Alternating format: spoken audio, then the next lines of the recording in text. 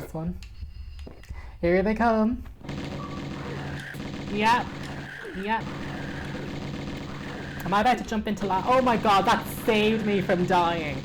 Hi everyone, welcome back to Lee's Play. Today we are continuing on with our Tomb Raider Remastered playthrough walkthroughs of all secrets. Today we're going to be tackling Tomb Raider Unfinished Business. So I've never played this before until basically the remasters came out. So I've played it already on my Nintendo Switch because when it's new Tomb Raider content I like to experience it on my own before I play it for the channel. Just because I have to perform for camera and like the first time I want to play I want to be comfortable, have my snacks. So I finally got to enjoy it. It was really good. It was really combat focused. So going in, this will not be pistols only. It's far too difficult, even for me. We will be using all the weapons. It's very combat focused. This was only ever released on PC, not on PlayStation.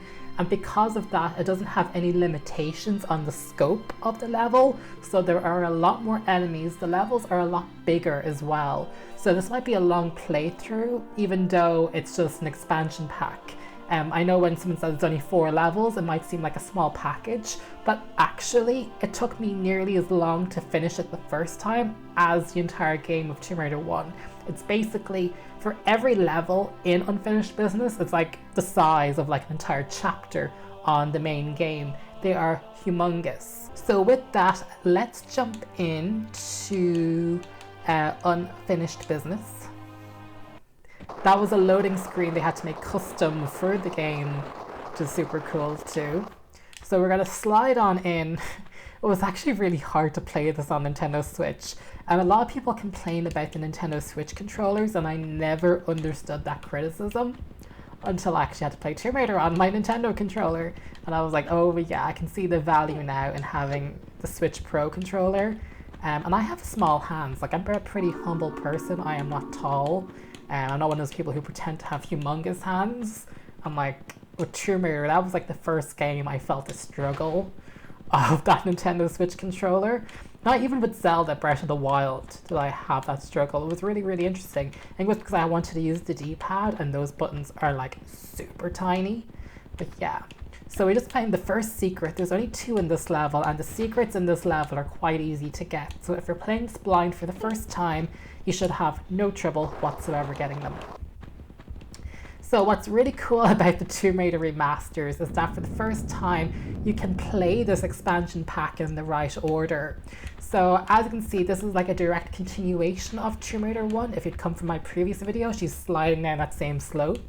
But when the Unfinished Business package was officially released back in 1998, they actually released it in the wrong order. I'm going to concentrate because this is actually quite difficult. Like, this game is difficult. I'm going to be saving all over the joint. This will not be elegant.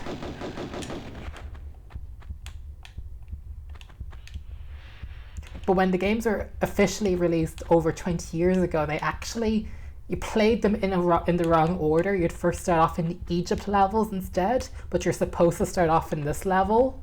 But that was because the executives at the publishing company Eidos USA thought that these levels were too difficult to be the first levels. And I mean, they are very difficult. They're also very difficult because all the guns I've got in the main campaign do not transfer over. So as you can see, I'm pistols only for the moment. There is no shotgun, there are no Uzis. It is quite difficult.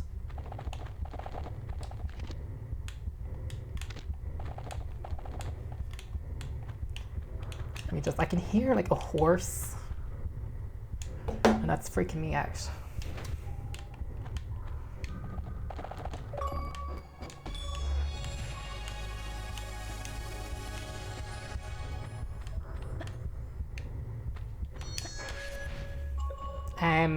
So for this video, as you may know, all I'm promising is all secrets. I don't know if I can get all kills.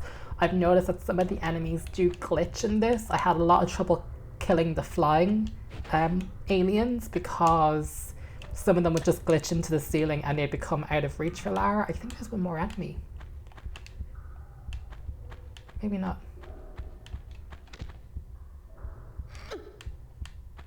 But thankfully we can drop down here and quickly get our hands on a shotgun. Also, this level, oh see, I knew this, see?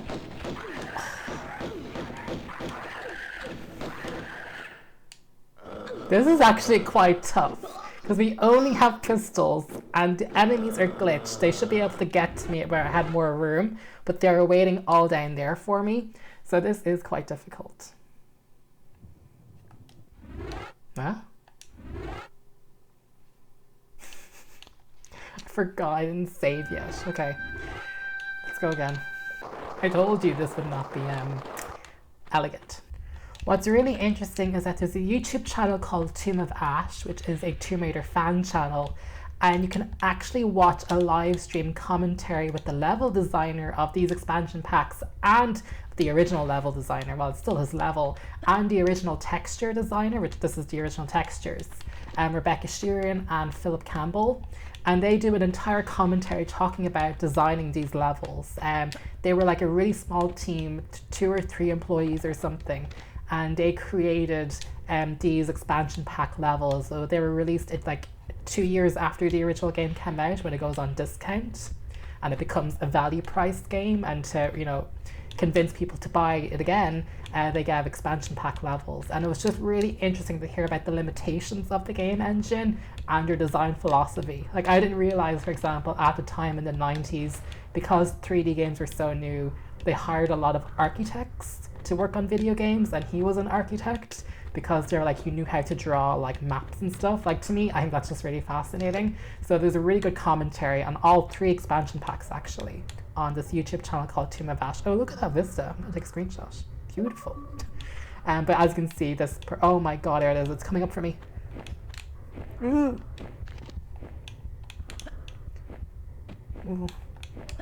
I'm actually panicking. You've never seen me this panicked before, which should probably give you a clue about just how difficult these levels are. I mean, I think a good way to enjoy them would honestly to do the weapons sheet as soon as the game loads up. This is just super combat focused, because these were PC only. See, this is the glitching I've noticed when I was playing it on Nintendo Switch. This happens a lot. Because this was PC only, didn't have any limitations on the size of the level to fit on a PlayStation memory card or the RAM of a PlayStation. They could make them as big as they wanted to. And they felt with Tomb Raider 1, because there wasn't a lot of pickups or a lot of other mechanics, that the game designers were like, let's focus on combat. And I think that's really interesting. I know there's a second one down there waiting for me, but like, is it going to come up? Because there's more enemies, it's not just one flying beast. I'm nervous. Oh, we may just drop down and deal with it. I think it's just one.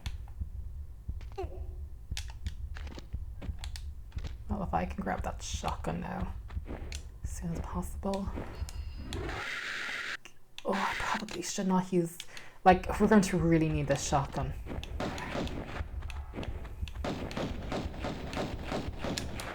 Maybe now, if I use the shotgun. See?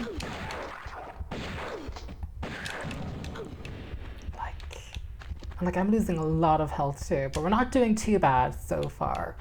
But as I said, this game is intense. It's unreal. This is like,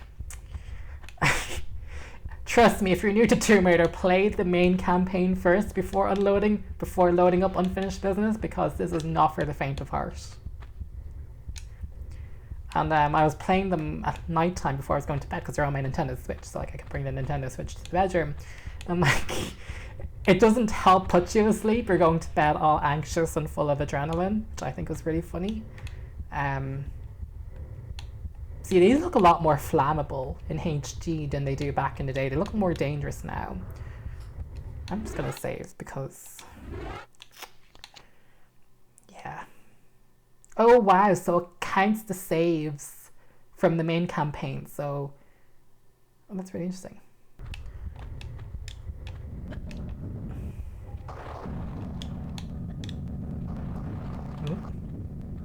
Just climb up here.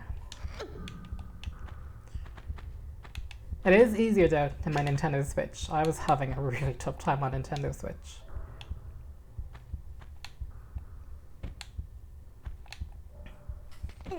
Also, I need to apologize. The video isn't on YouTube yet as I'm recording this video, but I have exported it. But I've watched some of my Let's Play of Tomb Raider, and I must apologize about the sound that my controller makes. I'm on an Xbox controller. I thought the lavalier microphone would mean it wouldn't pick up any noise, but I am aware it is picking up the button sounds, and I apologize for that. I tried to mix it in a way that the game audio is loud enough, like it's a good mix, but I do apologize about that. Okay, cool. Got that. I really want to conserve my shotgun bullets because you guys have no idea what we're in for in this expansion pack.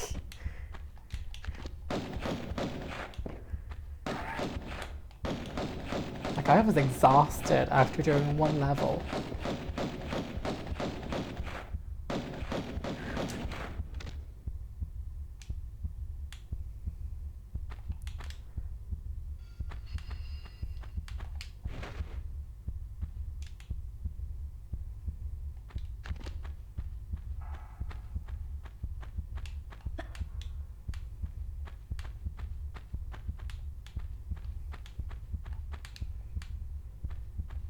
Did we get all pickups? Oh, I know one enemy spawns.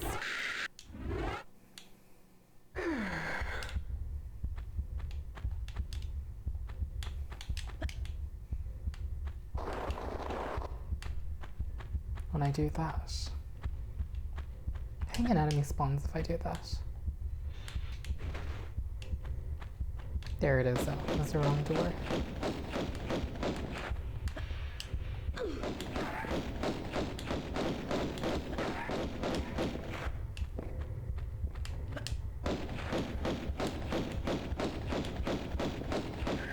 See, that's classic Tomb Raider AI that I was expecting, but for some odd reason on the Nintendo Switch version they were super aggressive.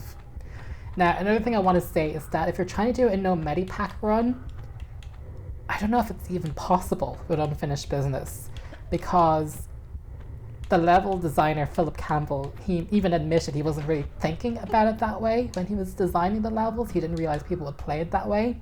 But even like that, you're often taking long drops into different locations, and like there are times where you take enormous amount of damage. For example, even though I have a lot of health, I'll give it a try, but I'm pretty sure I'm gonna have to take another health pack, because there's gonna be one level, there's gonna be this drop here. When I drop down, I'm just gonna take so much damage that I don't even know if I have enough. I made a mistake earlier. I should have taken a large Medipack and got full health, but with the gamble, I'm gonna save and see. I could very likely die. So the best I can do is just come over here, because this seems to be like the lowest point I can drop. Yeah. So even though I have enough health, I think this will catch a lot of new players out. They'll be like, should I be dropping? It is, that's just the way he designed the level. So let's take the full health and just take the fall damage. And even though we're going to lose a lot of health, the game doesn't give you a rest as soon as we drop down. There's going to be a lot more baddies waiting for us, so be careful.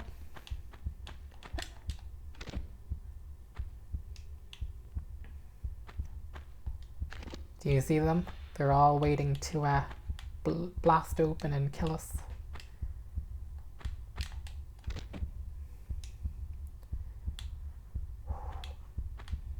Game is intense. This is super intense, which again, for somebody like me who's pretty hardcore, I kind of like that, because the original campaign obviously does feel quite easy for me. So to be able to play new content and have it be super challenging is like right up my alley. So that Atlantean nest over there looks like it's going to explode first.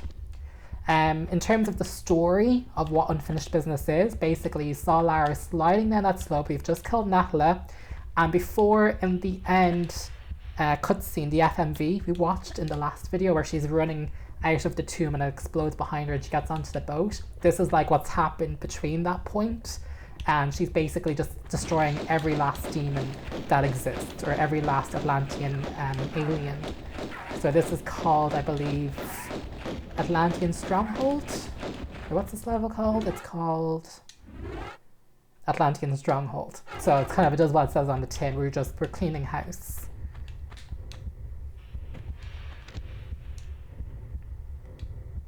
See the way they're just dropping like freaking relentless.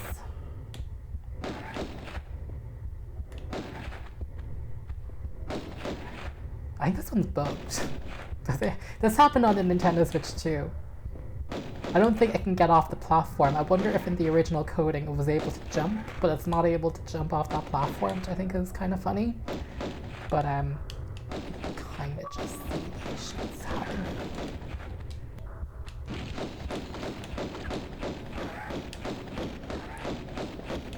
I'm actually doing better on Xbox than I am on Switch. I think the controller on the Switch wasn't helping me. I'm much better with Tomb Raider on Xbox.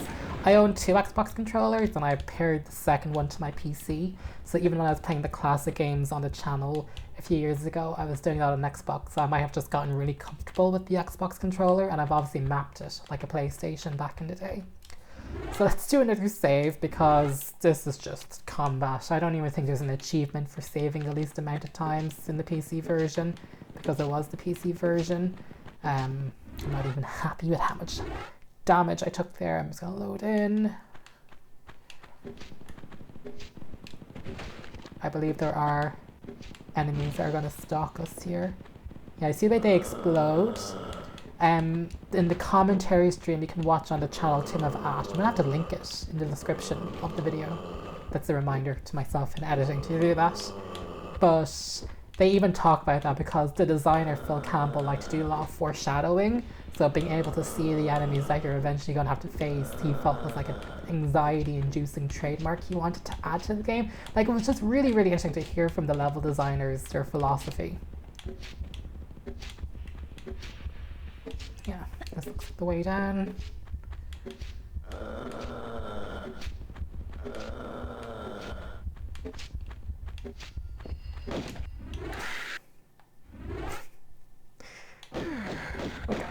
We have no guns, like, and the shotgun, the problem with the shotgun is we need Uzis or something. We need to be able to, oh, and this thing is just has,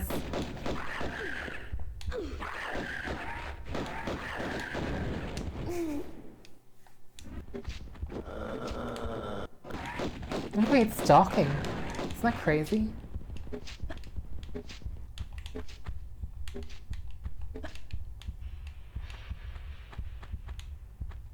Oh, I hate this room. I know what's happening. I know what's going to happen here. So, as you can see, this is absolutely relentless. What am I allowed to pick up again before it all goes to crap?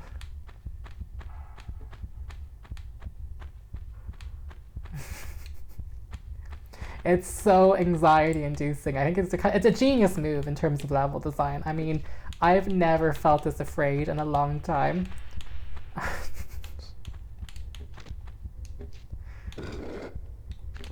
Okay, that didn't actually set anything off. I bet this will, though. Okay, so I actually pulled all the right levers. Now, as I pull these ones, I mean, the health pack says it all. And I think the trick, though, with this one is just to quickly get as much damage on them from a distance, because they are going to make their way up those steps.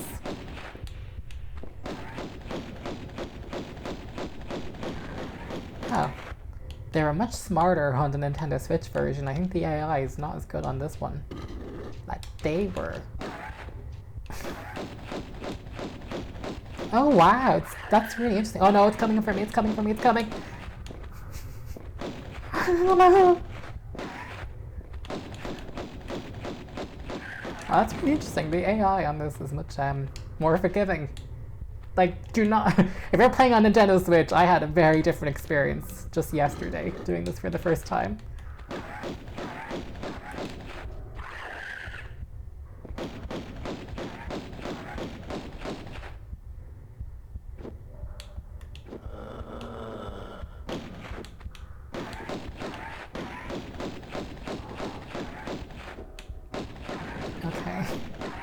Not too bad. Okay, the Xbox version is the way to go. This is much more peaceful. I was not having a good time on the Nintendo Switch. The AI they must have released different coding by accident, because I had a very different experience on Nintendo. Like, they were running up those steps on Nintendo Switch.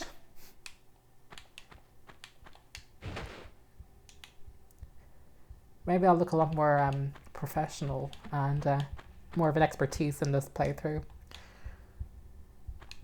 I'm on the platform that's going to be more forgiving to me. But just be warned, maybe if you're playing the PC version, which I'm assuming is like the master version.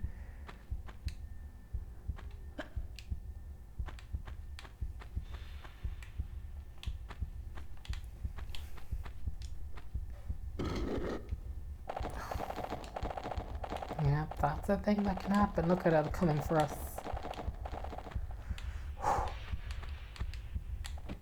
Okay, so I got all pickups.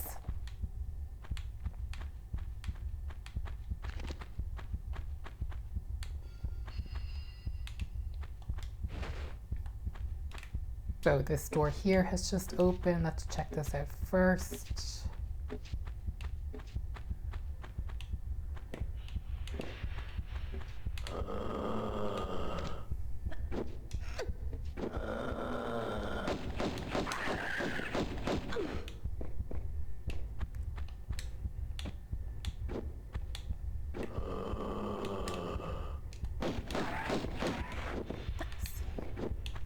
Sneaky. There's two of them.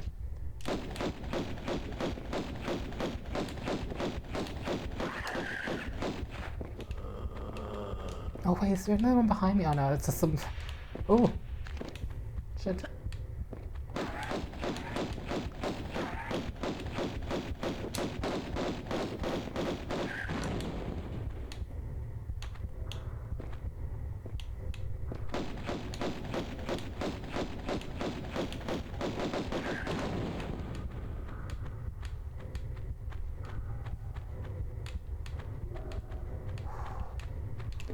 We'll be okay.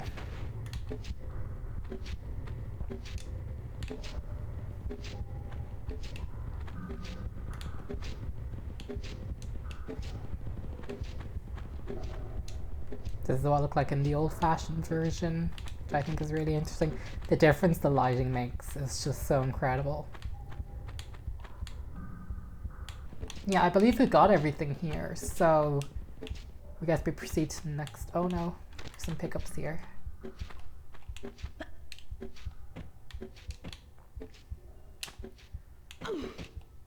Maybe we can reach from here.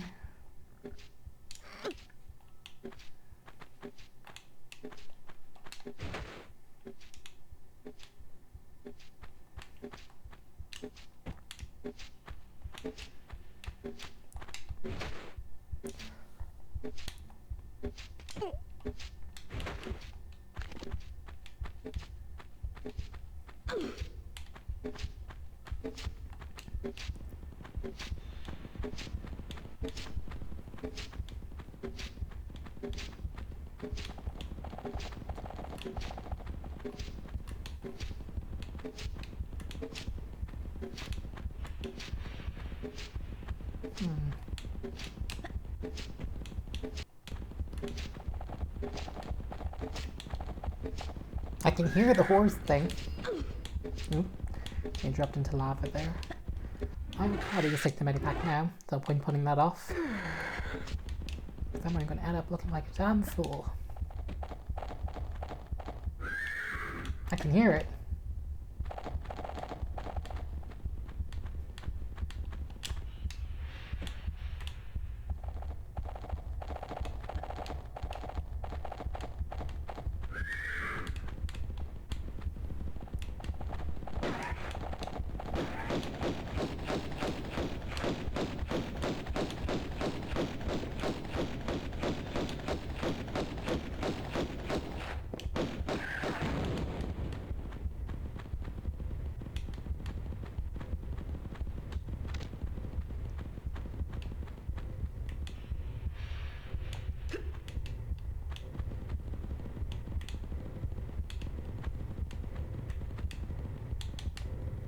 No pickups. Any pickups I missed in this room? No, I don't think so.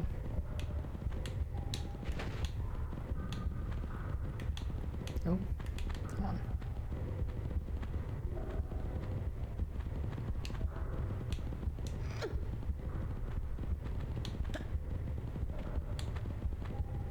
Yeah, so look at the lava coming at you. You just want to be careful of that.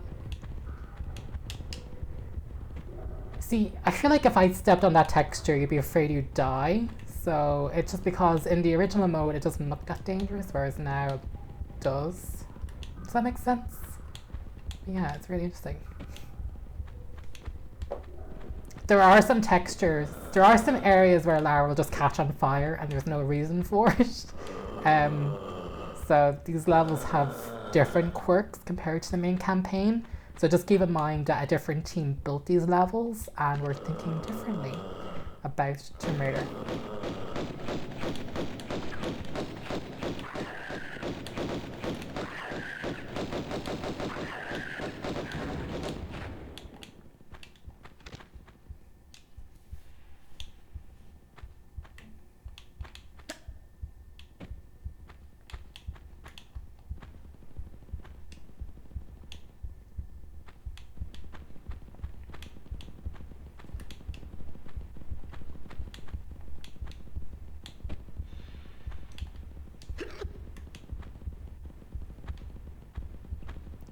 You just want to line yourself up properly. Actually, I'm going to teach you an easier thing to do. So it's quite risky. I'm aware a lot of people watching this could be new to Tomb Raider, so I'm just going to give you the easy answers.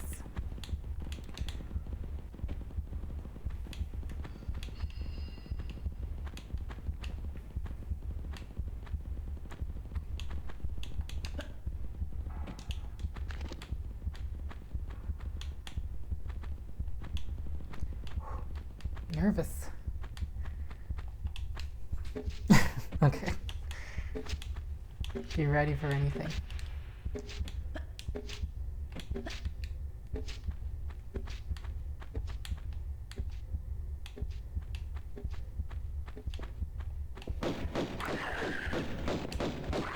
So a great thing to do in this room actually is to jump into the water. They can't get you from here. They might be able to shoot missiles at you.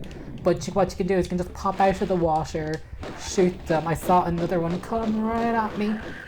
And just rinse and repeat. There's nothing wrong with climbing into the water and coming out in different... I'm not getting out there. Never mind.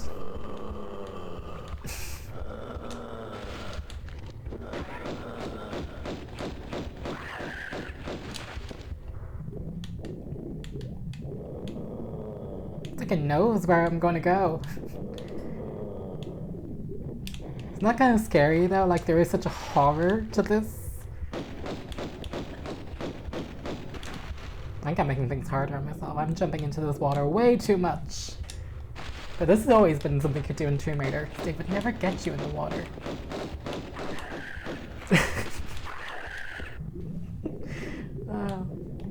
You can tell I'm not as familiar with these ones. Now I know there's 3, so even though I've just killed 2, there's a third hiding somewhere.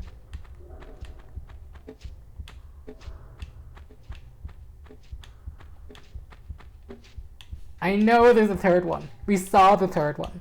Anyway, the second secret though is in here. In fact, there's quite a lot of pickups. When in doubt, you can always turn on old graphics mode because the secrets and the pickups are easier to see in this mode. So...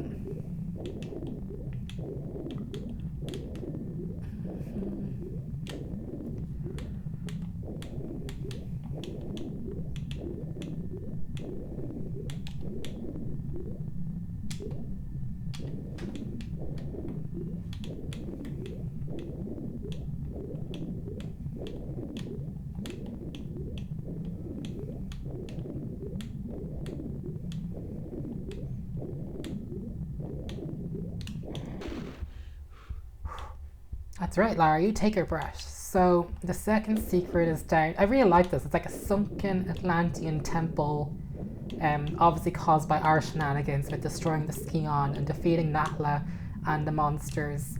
But there's 2 underwater levers that are just so convenient, and this will help us get a secret.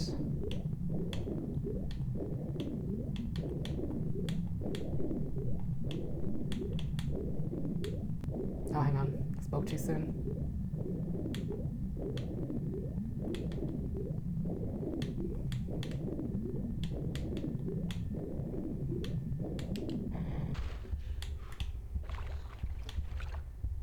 Okay, let's go for the second secret. As I was saying, true leave us. And let's pull this one.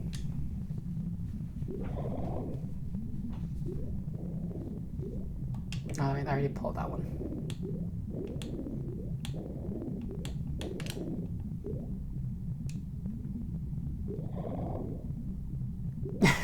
Someone I know made a very interesting comment that the levers are Atlantean flesh-colored, flesh-shaped.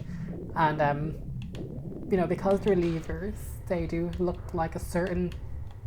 They may have a phallic quality to them, these ones in particular, because they're Atlantean, so they're like biological kind of material. Skin, flesh-colored, you might even say, which I thought was a really funny innuendo. So this is the second secret. I remember in the commentary they did with the level designer Phil, he talked a lot about in the original, this one specifically, there wasn't a lot of things to pick up, like it was just ammo and health. And because of that, you're probably noticing there's a lot of areas in the game so far which isn't really advancing us in the level, where like the reward of going in and killing the enemies was just getting a couple of pickups. There's a very different level design philosophy in this compared to the main game, because obviously it's a different creative team. But it's really interesting because again, I think the most, you know, the target audience for this is going to be just the hardcore fans who even finished the main campaign and are moving on to this one. Now, didn't I say I knew there was a third one hiding somewhere? I can hear it.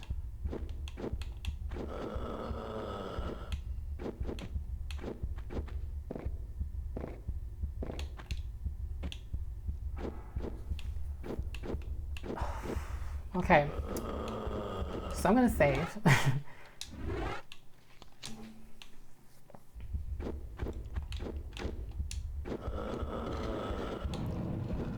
Oh, there was one behind this door.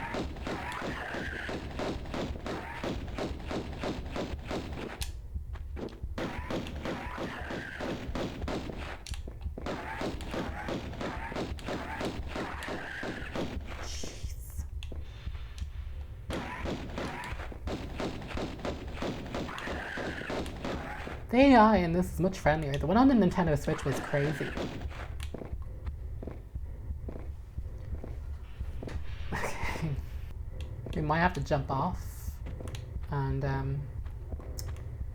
let them know they're able to get to me. They'll come out in their own time.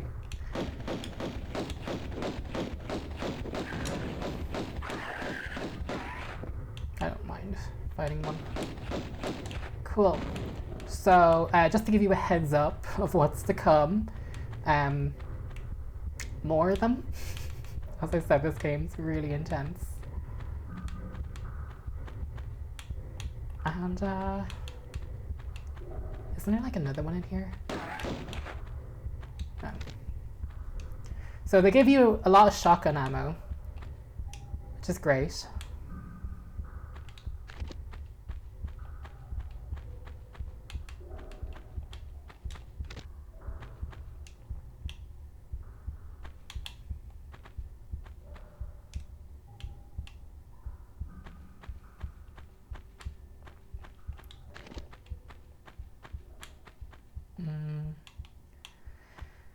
I don't know if I'm ready to pull that lever.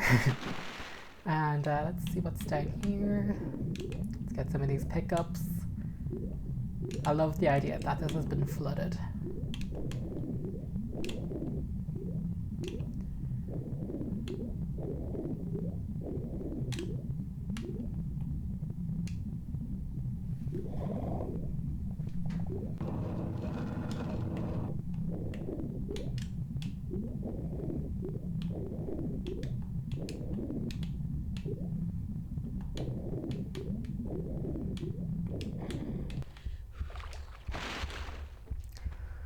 Okie dokie, so I think, what does this lever do? Oh, amazing. So, this one. Here they come. And there's gonna be a heap of them, so be careful. Just get shooting. Oh, like they are fast.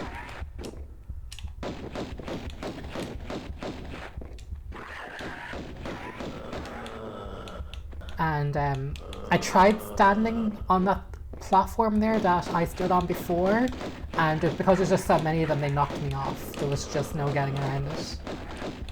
So jumping is an okay way to avoid some of these.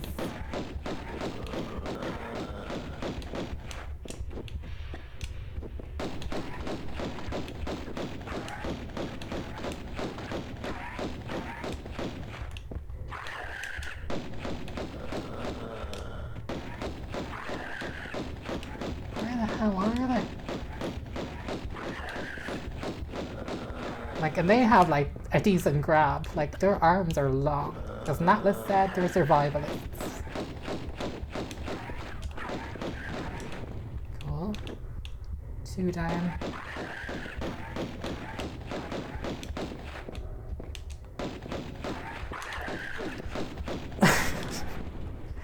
Ugh, scary. Scary business. Let's take a health pack. Well, we only have 1 left, so it's not going to be too bad. Perfecto.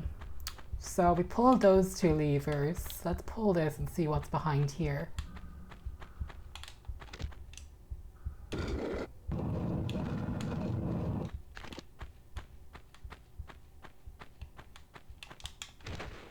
So, like, you know, you venture that challenge of killing 4 Atlantean mummies and you're just rewarded with some pickups. Not everything in this level will progress you to the end of the level. So you don't have to kill every enemy if you don't want to. It just depends on what type of challenge you're going for. Maybe this could become an all kills playthrough. I just don't know. Because some of the enemies do bug out and I wasn't willing to fix them. So I was just happy to leave and move on in my life.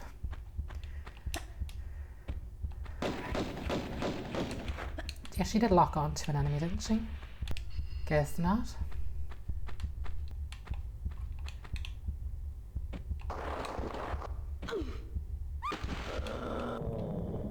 Okay, sure.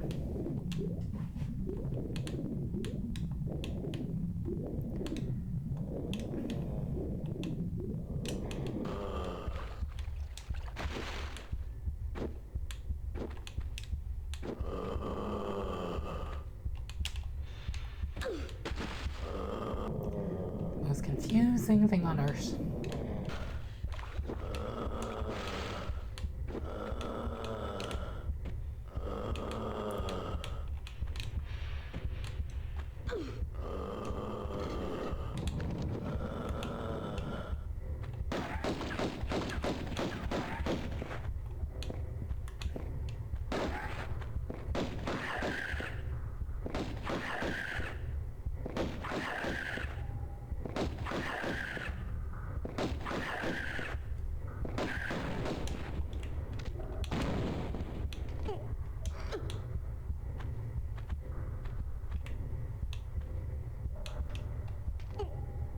Got that with the skin of my teeth.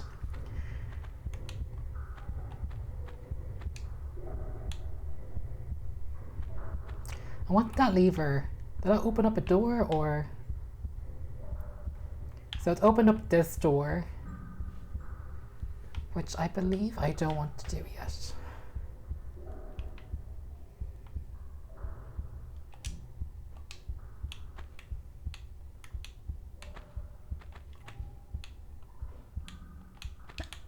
Yeah, if we're going for all pickups, or as many pickups as possible, we're going to go back down into the water, but I want to grab this first.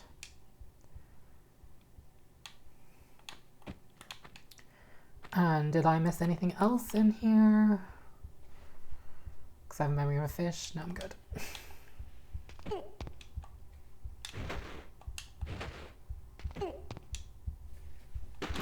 Excellent. So Oh, there's some magnums. Yeah, just to let you know, my first time playing this was such a epic fail.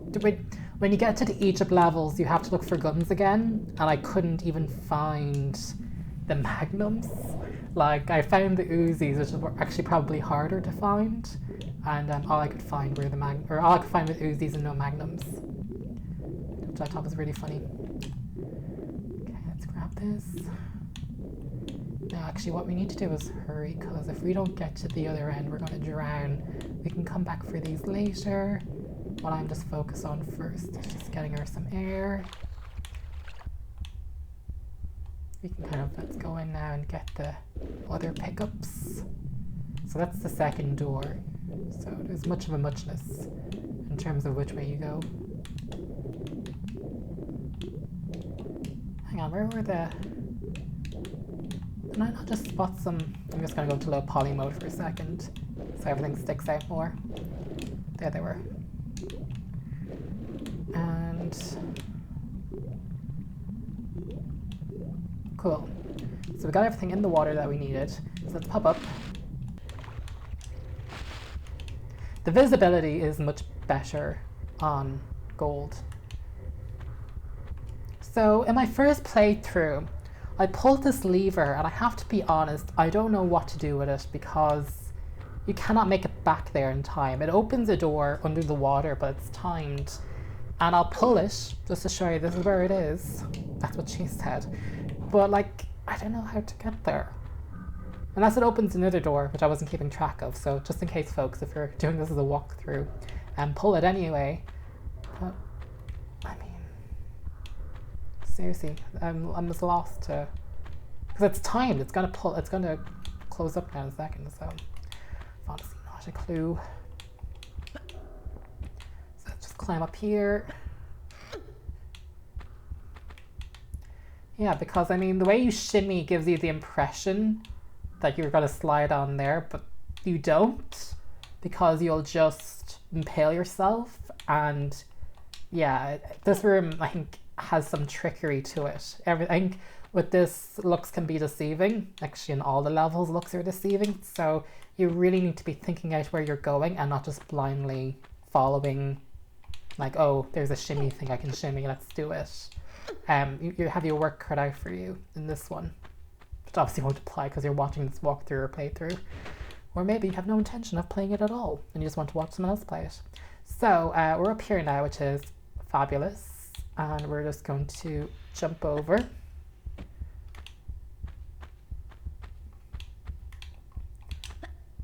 I'm going to climb up here and grab the green Eddie.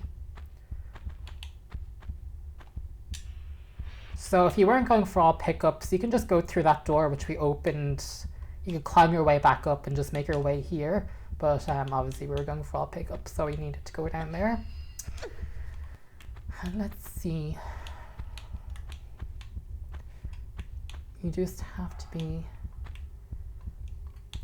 so careful. I haven't saved in a while.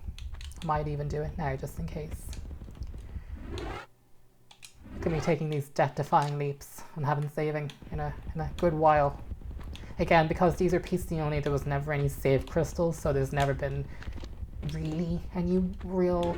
Oh, I should be using my... This is the moment where you need to keep your shotgun out.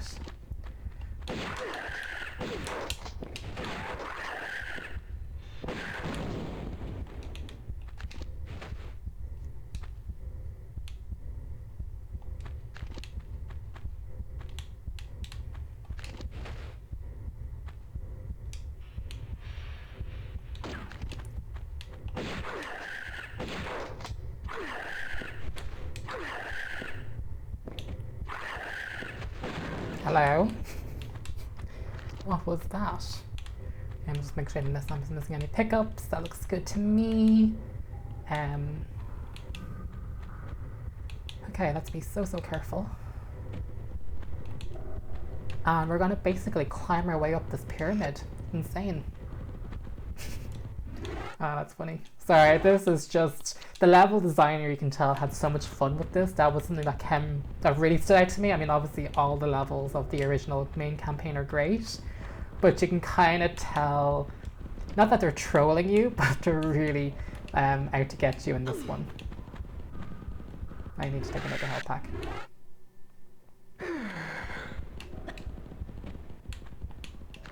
I mean, every time you see shotgun bullets, you're like, what now?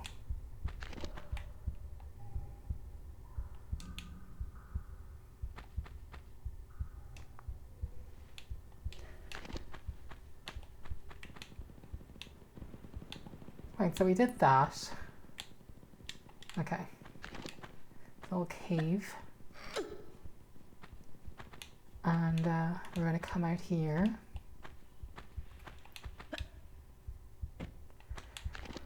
Okay, actually, let me just put on the pistols. This will take care of them.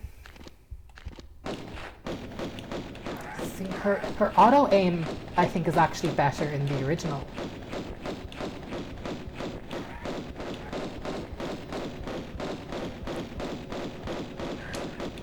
So, I might be able to get all kills. If I can kill this one, this was the one that bugged out on me. And he just got glitched, or it got glitched in the ceiling. And I just couldn't get to it.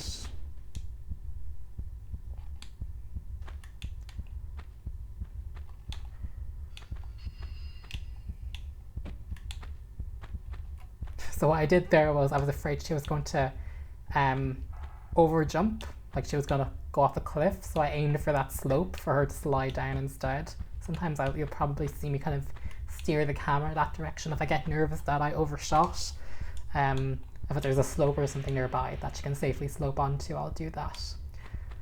So this is also another cool moment. It was really interesting again to watch that commentary with the level designer on the Tomb of Ash channel, because they talked a lot about, because there was like limitations, you know, there wasn't no such thing as like Uncharted or reboot Tomb Raider set pieces.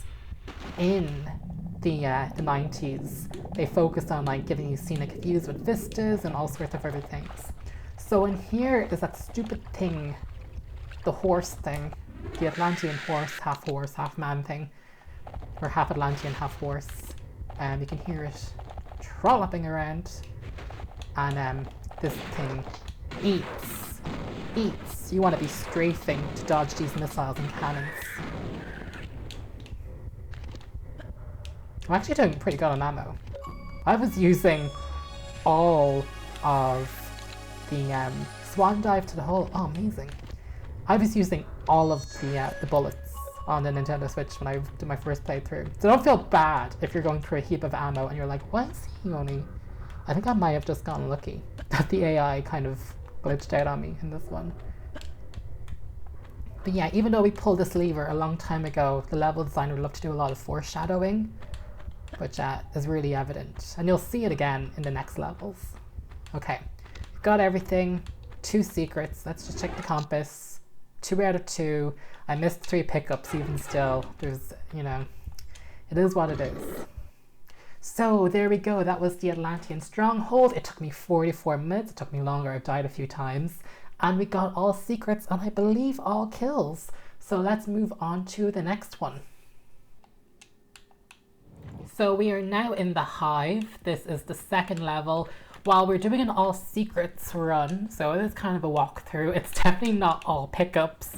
So in that last level, I was really curious. I was like, what does that lever actually do? And it turns out I skipped a pickup of magnums. Now you can get magnums in this level because I did it on Nintendo Switch. I found magnums in this level unless they're really going to make a show of me. But basically, if you pull that lever and jump over the spikes, you can basically get back into the water, go through that door, and there's a pair of magnums. But you can get magnums in this level. So instead we have our own personal hell right now, which is we need to deactivate all of these boulders without getting mowed down. So, I mean, I've seen people do this in many different ways. There's definitely a chaotic way, which is a gamble, which is basically just doing this, and that's how that goes. So, would not recommend you do that. Instead, people have their own way. Sometimes if you run on like a zigzag, that can kind of work. Like maybe if you do a bit of this.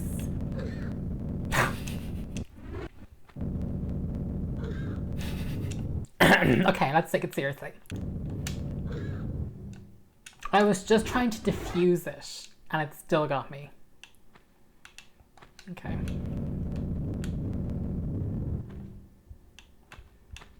I think that was 2. Yeah.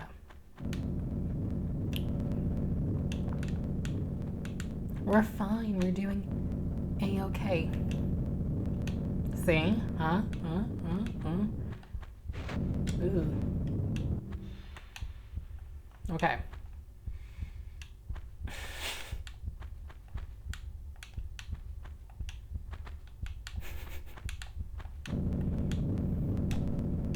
Oh.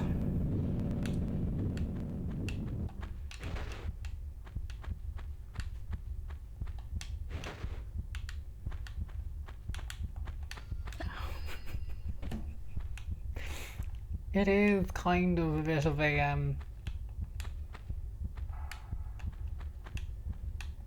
honestly, should we just go for it?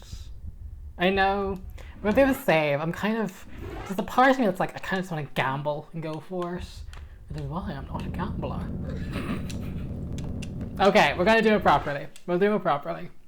Okay, so we've diffused this row. So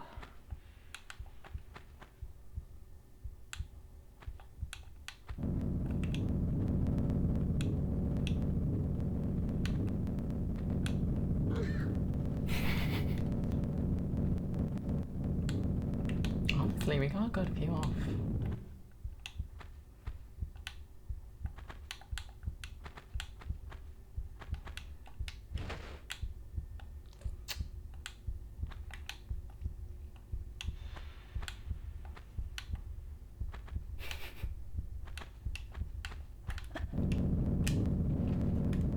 Honestly, that works. I'm just being kind of lazy, but like, that did its job.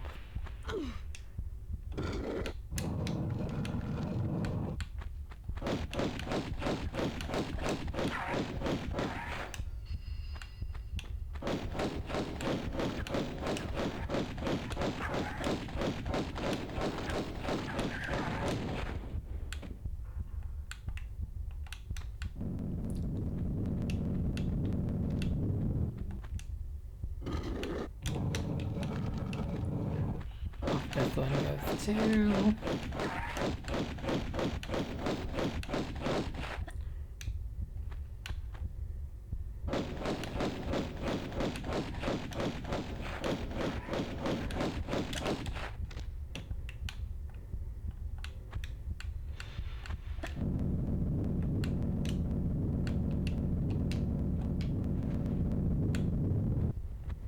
Got enough of them. So let's go this way first.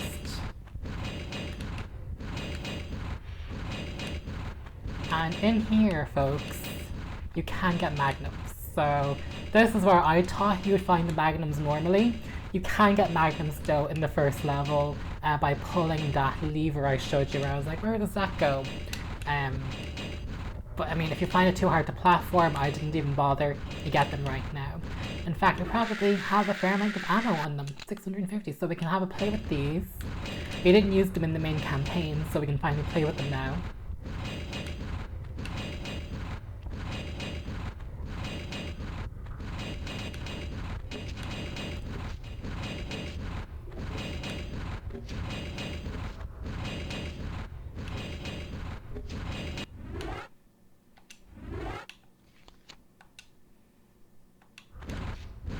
So let's just, I mean, a cheat that you can do is honestly to use the photo mode and be like, what's up ahead? This is just a platforming section. I think you'll handle this no problem.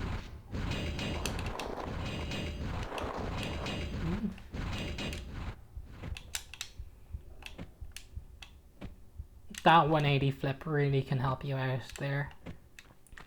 So, oh, let's use the magnums, baby.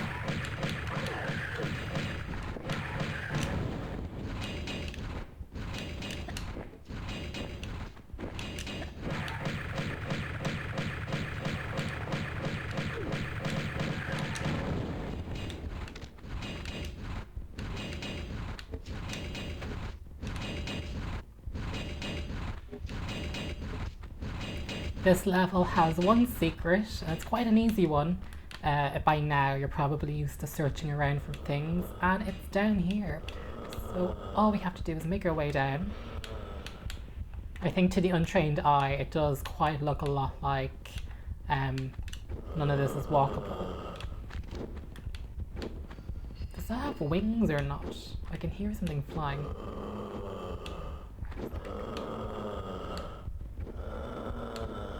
Not going to worry about it. So what you need to be careful though is it's a slope. So you're going to slope your way down and then jump and grab. And this is the only secret of the level, if I'm correct. Yeah. So this is the only secret in all of the Atlantis section of Gold.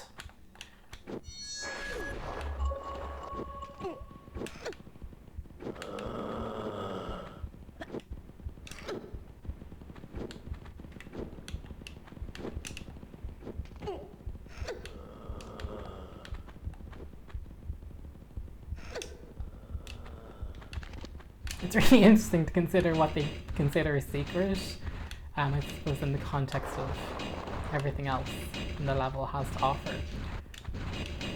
In there by the fiery pit. Some pickups, I see. Like a health kit.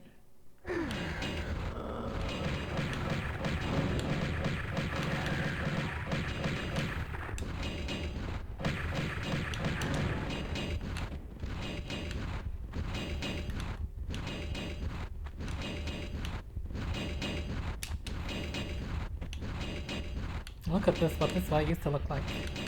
Isn't that insane?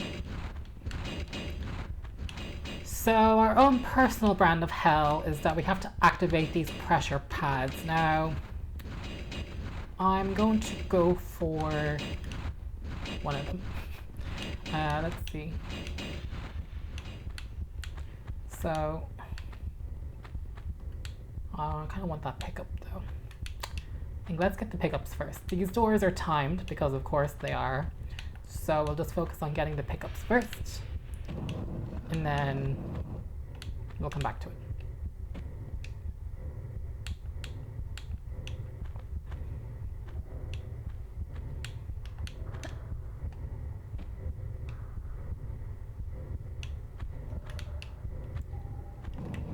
And is there any pickups I'm missing here?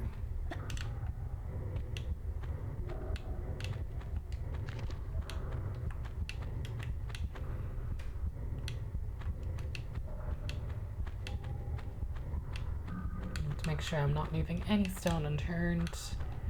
I am quite embarrassed as... I mean, I never played Gold before. I didn't realize there'd be magnums in the first level. Like, I don't Google things. So, I'm pretty good at scoping out secrets. And, completely oblivious to the other ones. Right, why don't we do this? Why don't we...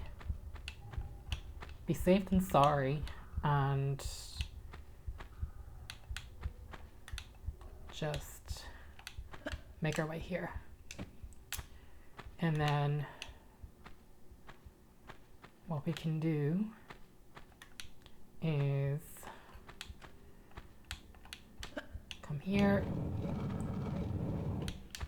go there, go here, grab this, and then go inside. And so we're like in this little hive. Now there is another door over here, and I went through this on my Nintendo Switch Let's Play, but I don't think there's not even a pickup. This is just like a don't go this way, there's nothing there. It's just to confuse you. Let's just give this the college try. Sure, these are gonna knock me off.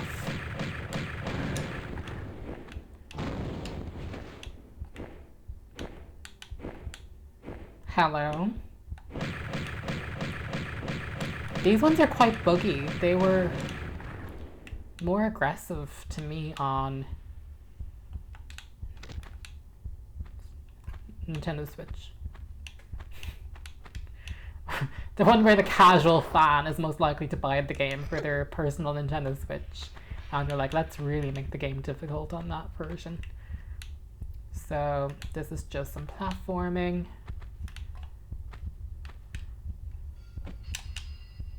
Haha.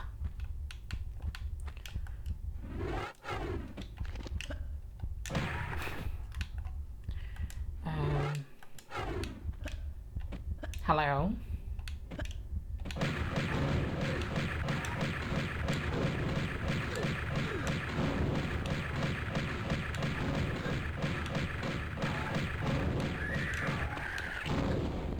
Gosh, talk about catching strays. Right, so we got everything from here. Might as well have a look down there. And proceed. Oh, I should have taken a large one. Will I survive this? Sure will. And looky here, we got some Uzis, so now we're really cooking. We got all the weapons now. So, excellent. We did get all the weapons in Atlantis. Am I missing anything down here? No.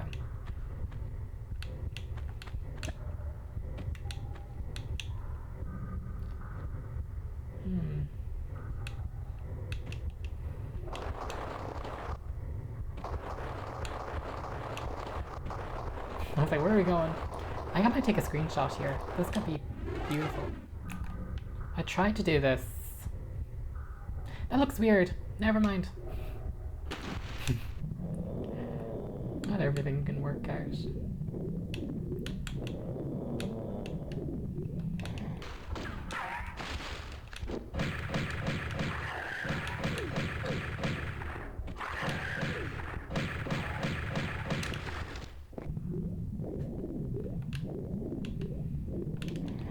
So unfortunately your weapons were set when we go to Egypt. They're not supposed to. You're supposed to keep them for the full adventure. When the game was originally released, I know it was released in the wrong order, but when you went from Egypt to Atlantis, you got to keep your guns. Unfortunately, in this, the way it's been programmed, that is not the case. And so you might as well just use all your ammo now. I learned the hard way. Unless they fixed it on the Xbox version. I don't know, I played that the first time on Nintendo Switch.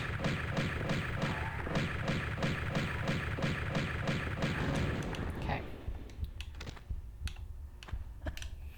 Let's climb up here.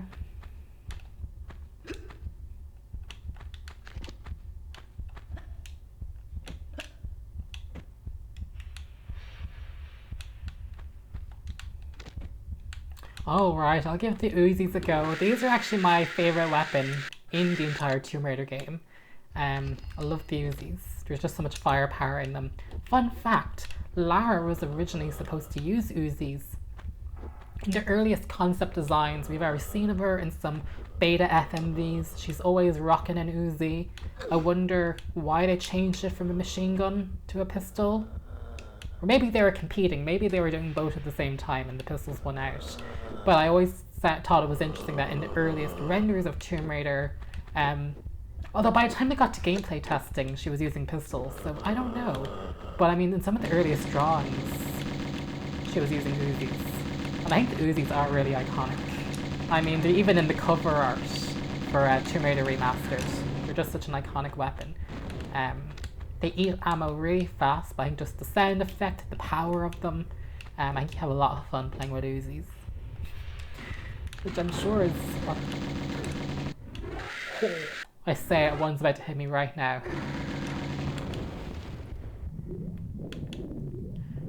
Is there any way for me to climb up there?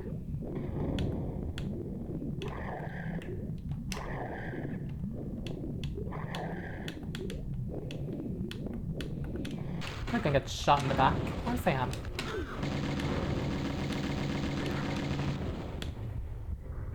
Damn. Relentless, am I right? Or am I right? So, we can have a mosey around looking for some pickups. There's one.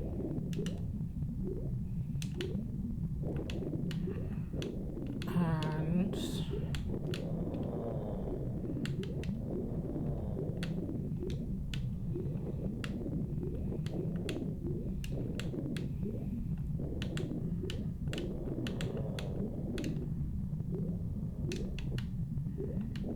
the other.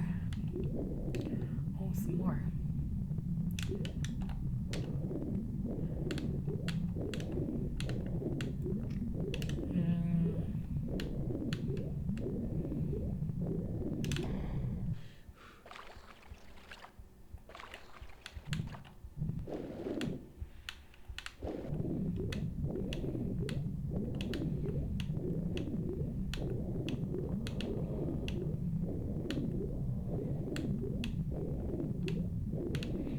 Okay, we got everything in the water, so let's climb out and move on to the next section.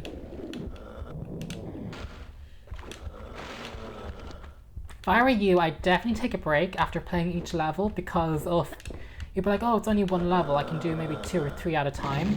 They're so much longer, so much more stressful, as you can see, that I feel like don't be too hard on yourself if you have to take a break after one.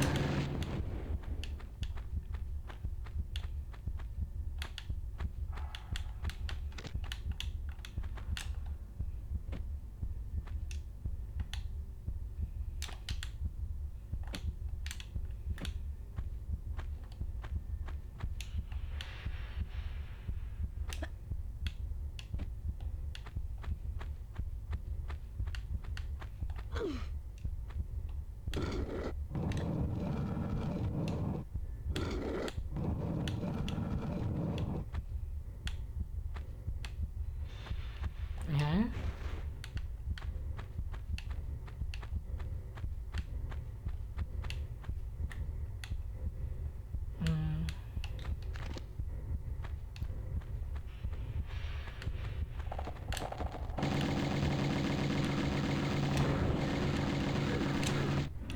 Oh, my health. Look at that.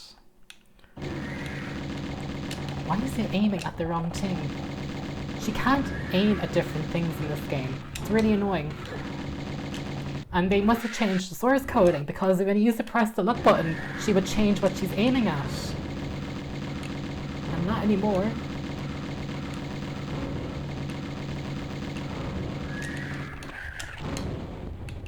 Damn.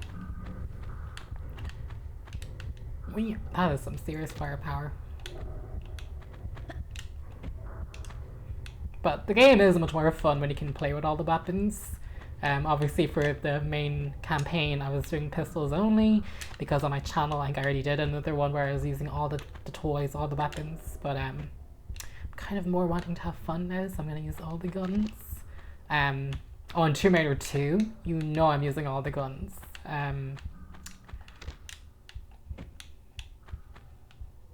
Like, in Tomb Raider 2 is really combat focused anyway, so it's like, why not? If they're going to give you all these weapons, why not use them?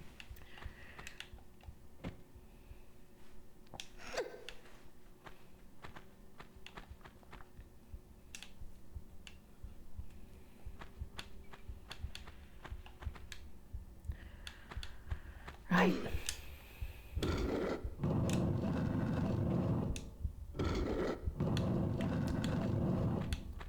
Saw that. Like, where did that come from?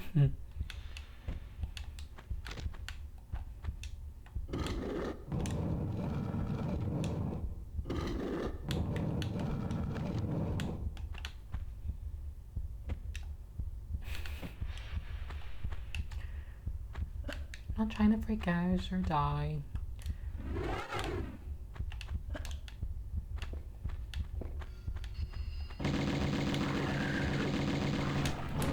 Oh, I'm stuck.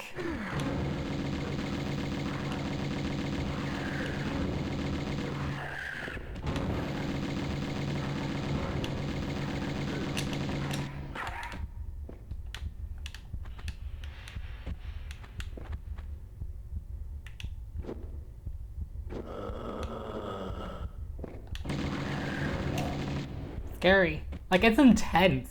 This is so intense. If you thought the Atlantis level in the main campaign was difficult, I mean, this is just another level.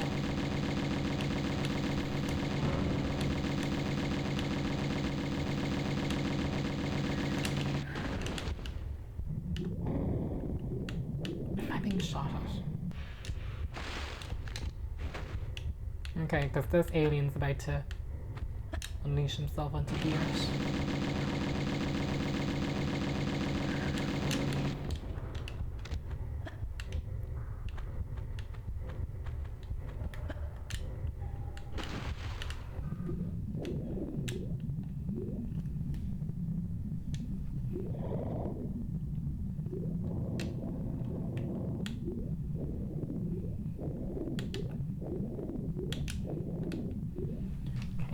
Pull this one. The penis-shaped levers. Okay. Just get some air. Let's go back in. I will take this, thank you very much. Look at all the ammo. It's just a shame we're gonna lose it all in the next level. I think that's bug, and by the time this could be patched, but at least on my Nintendo Switch version when I played it, that's what I noticed, was that when I got to Egypt it resets. It's beautiful though. Atlantean windows, an Atlantean skylight. So, if I remember correctly, from yesterday, we need to get some air soon enough, because there's a ton of pickups and we all want them, but we just want to make sure that she doesn't suffocate. So I might just go back out for air, just for a minute, and we'll go back in again.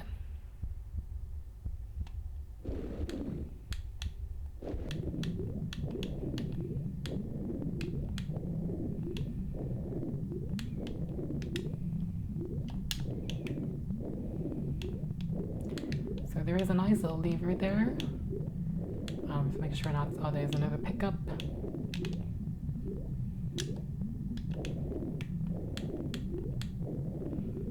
So let's pull this lever.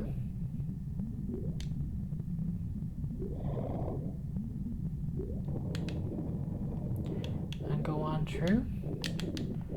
And this brings us back out to the main area. Now, did any spawns of Satan? No, we're good so far. Why don't we climb out of the water here and do some rock climbing or some Atlantean skin climbing. Let me just double check my campus. Yeah, one secret. A lot of pickups, isn't there? Relative to what we've seen in the main campaign so far. Although I think Atlantis had a lot of pickups. Right, let's climb in here.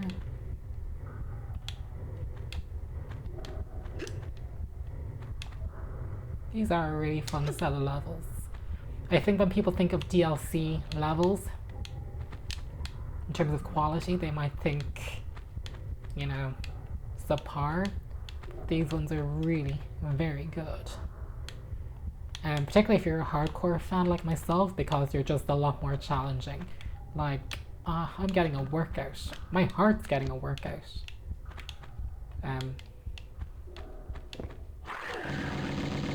Jesus. Like, this is, compared to watching me play, I'm sure, the main campaign, this is just another level. This is so much more intense.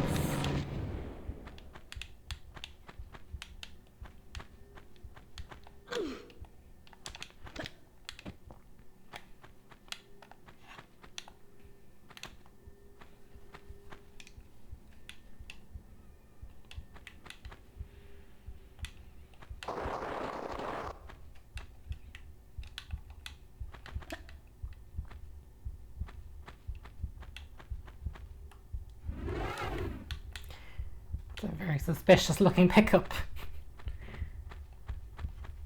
Like, is a boulder gonna drop for me? Like, what's going on? I'm always suspicious.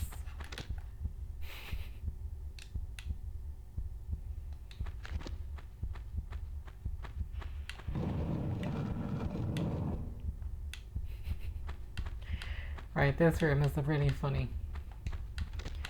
So, imagine me playing this blind for the first time.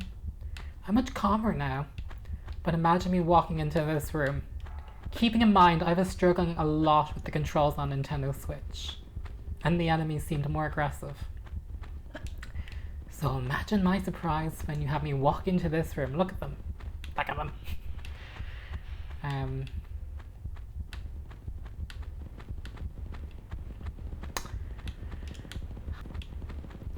Imagine finding yourself in a room with 8 of these Atlantean mummies. 8 of them. Look, even the game is basically telling you you're about to hit the shitter. So, I mean, it's gonna give me a view. I'll take a screenshot. Alright. Come at me, bro.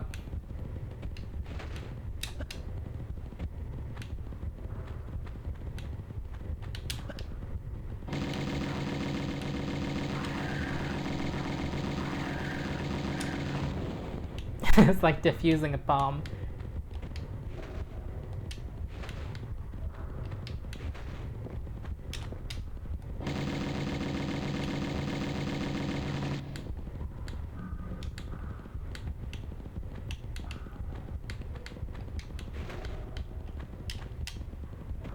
Okay.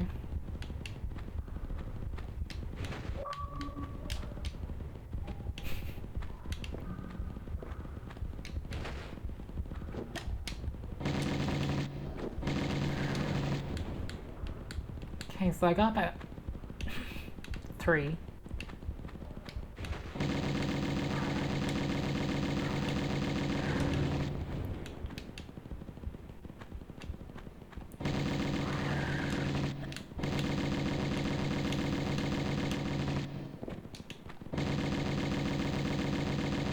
Also, try not to fall into the lava.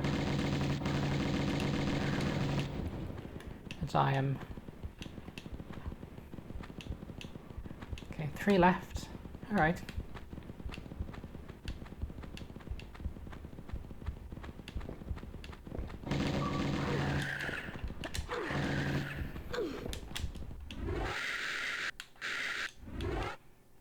Watch me set them all off. Yep. Yep, I knew this would happen. Oh no.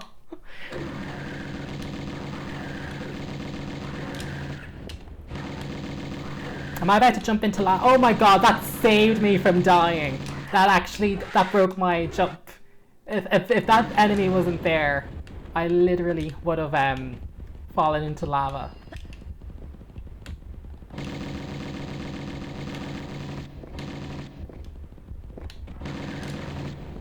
Cool. Wow, that was intense. Like it's a unfinished business is such a different experience from Tomb Raider 1. This is actually like almost a good appetizer into Tomb Raider 2. But even Tomb Raider 2, I feel, isn't this intense. I mean, they really drop you into the deep end.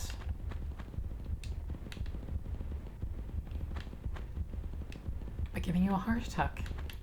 So I've done this, which I believe opens up a door. I forget.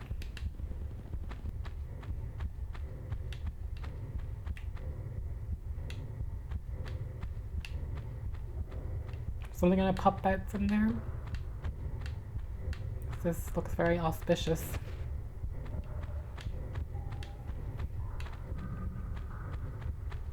Ah.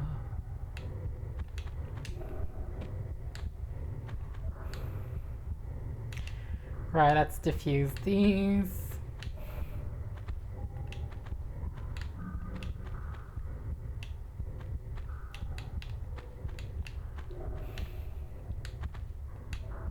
I don't want to. If I pull this, does that set them off? I forget. But these definitely come alive. I have trauma. So that opens that door.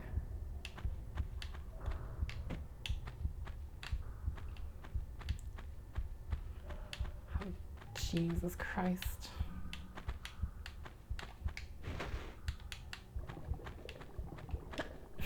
Oh, I knew it.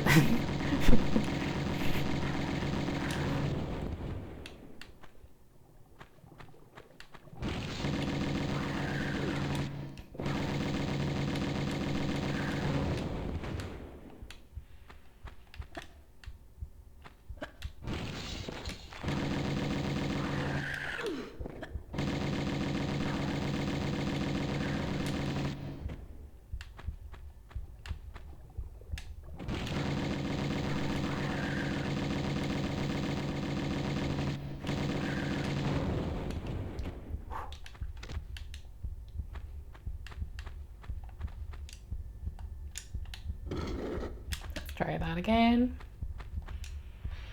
Like, you are literally in the hive of Atlantean aliens or demons or monsters.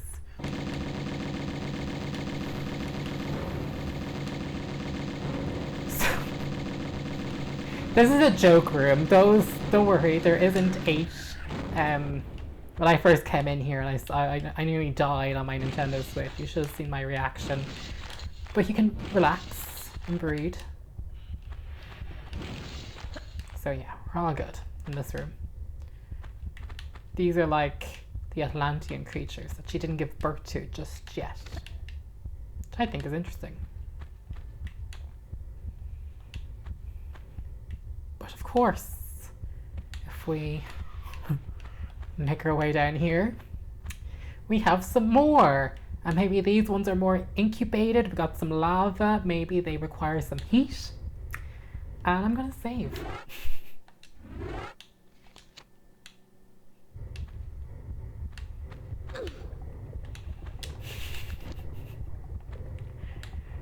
I am nervously laughing. Oh, Jesus.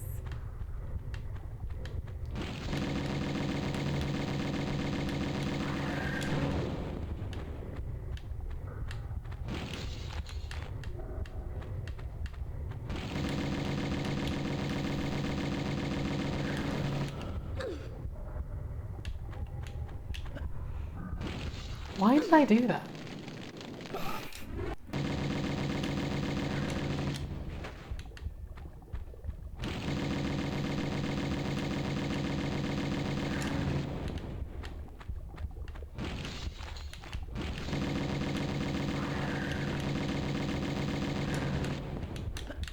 It's so much fun though, blasting away Atlantean mummies. Like it's like, why aren't the films like this? And this is what it used to look like back in the olden days, when you had your Voodoo 2 card, your new graphics card installed into your computer. And like, this was the bee's knees of 1998. So let's hop up here. I guess this is timed, because this seems to me to be like a platform puzzle. I am absolutely doing a crap job. This door is gonna close. Let's try that again. Sorry, I wasn't. It's quite late actually. I'm getting a bit tired. Okay.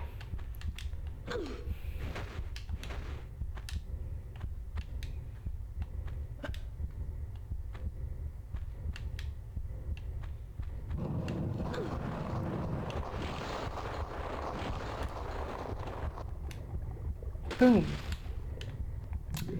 And believe it or not, there's actually not much more to do here. I'm going to do a save game.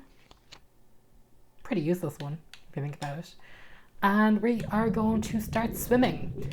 And if you remember the FMV of Tomb Raider 1, where she's, you know, running out of Atlantis and it explodes behind her, this is kind of... Oh my god, I defeated every Atlantean creature. Keep them coming, the business is finished. So I did not finish, I still have to do Egypt. But if you do that, you would go into the FMV. So the story in the canon is that after you killed Natla, you did these 2 levels, and then she escaped Atlantis on the boat. So yeah, let's move to Egypt. We are now in the Return to Egypt section. I like that little detail of the eyes. Those are supposed to be like cat eyes that open when you first arrive in. This is actually a much easier level and section of the expansion pack compared to the Atlantis levels. So in terms of difficulty gradation, you know, you had a really intense opening there, and now this is more lighter, it's more puzzle focused and exploration related. Look at us go with these achievements. And we've been here before. If you played the main campaign of Tomb Raider, this was the city of Khamun. And as you can see, when we drop in, it's now been flooded. We already have a crocodile on our tail. Let's just go find somewhere safe to land. So thankfully it's not any more big Atlantean aliens, it's just some good old-fashioned crocodiles and animal fodder for Lara. Unfortunately, though, as you can see in the inventory, we lost everything. To me, this feels like a glitch because I know in the original version of Tomb Raider Unfinished Business or Tomb Raider Gold, when you went from Egypt to Atlantis, because again they did it in the wrong order, you still kept all your weapons. So I wonder if that'll be fixed in the future. And we did get that achievement saying that we completed Unfinished Business. I wonder if the game code thinks the game is over in a way and it doesn't realize we're now playing the Egypt section. I don't know. That's the answer. I didn't do the programming on this. I can only guess. Oh, look at that. Gnawing on us. Right. So the secrets in this level are admittedly harder. The ones in Atlantis, as you saw, since it was more combat focused, were much easier. You're going to really have your work cut out for you in the Egyptian sections to get all secrets, but obviously you're watching this video, so I will obviously show you all secrets. In fact, the first time I played this on Nintendo Switch, the last level, the level after this, I actually did not get all secrets first go, and I had to replay the level. If you kill yourself, you get an option to restart the level, so I had to do that. And I nearly missed all secrets in this level. In fact, there's a secret right here that I nearly missed, and the only reason I was able to get it was because I was playing on my own, wasn't talking, and I could hear the sound of a door. And if it hadn't been for that and I had to reload and I was like, hey, where's this door? I would have missed it and I wouldn't have been able to figure it out, to tell you the truth. So I try not to use walkthroughs. There's a really great one called Stella's Tomb Raider Guide, but I try not to use walkthroughs unless I really have to. I don't want to really use walkthroughs. The only time I did use it was after I played the Switch version. See, that even shows you the door that opened. After I played the level and realized it was magnums, and I was like, where the hell are these magnums? I didn't see them. I did have to go through the walkthrough to read, but that was like after the time I replayed it. I was like, where is this magnum that people... Because like I had the clips, like I had finished the game and I had these magnum clips and I was like, right, I obviously missed something. And at that point I had even gone all secrets, so before I started recording this Xbox version, sorry, I'm just getting all these pickups before I run out of breath.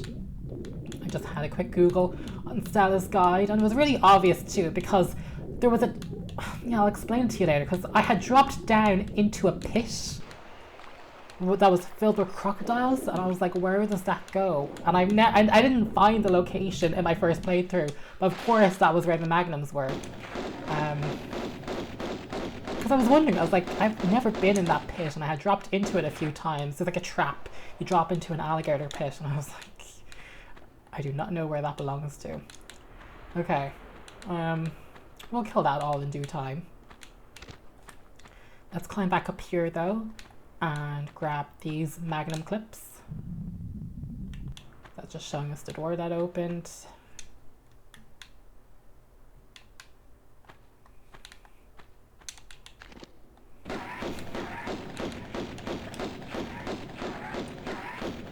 So I'm pretty sure Phil Campbell explained the plot of Unfinished Business, like the Egyptian section, on his on the live stream commentary I told you about, but I actually can't remember. Like, I can't tell you it now. I don't remember the explanation for Egypt. So my only thing I can say is that maybe he liked cats. Maybe this is why it's so cat focused.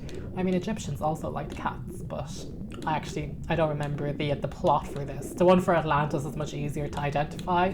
She begins sliding down then the Great Pyramid and, you know, killing off the rest of the last Atlantean aliens, but I honestly just have no idea what the plot is for this section of the game. There might not even be a plot.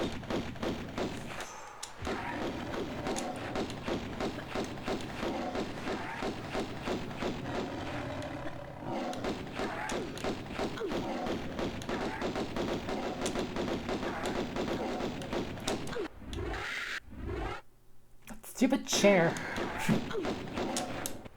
Oh my gosh, look at me go through all my health kits.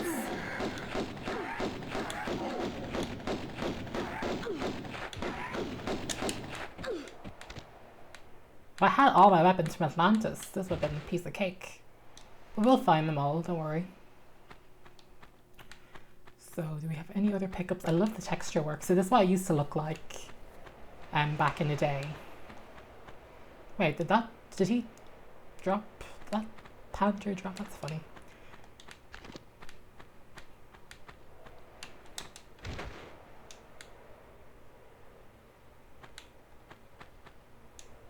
Oh, perfect, shotgun. So we're off to the races, we have a shotgun. Things should be a tad easier for us now. Is there anything interesting out here? I mean, it probably wouldn't hurt us to go in for a swim. I think I see a pickup there.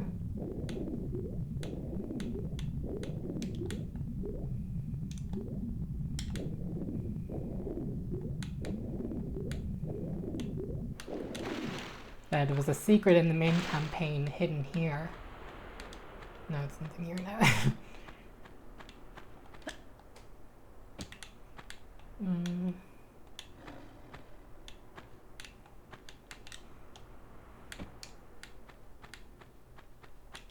Isn't this funny? I only played this like 2 days ago and I still don't quite remember what it is I'm supposed to be doing.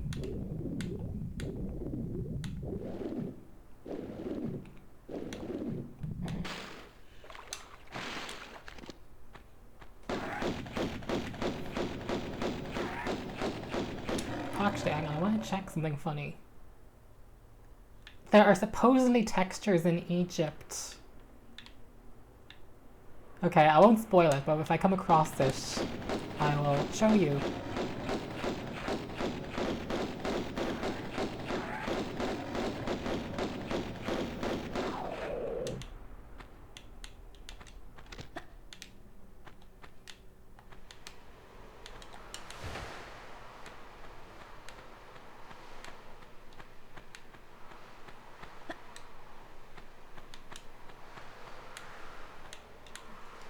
Damn.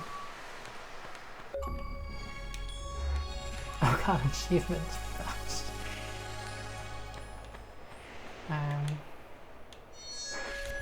Right, on we go.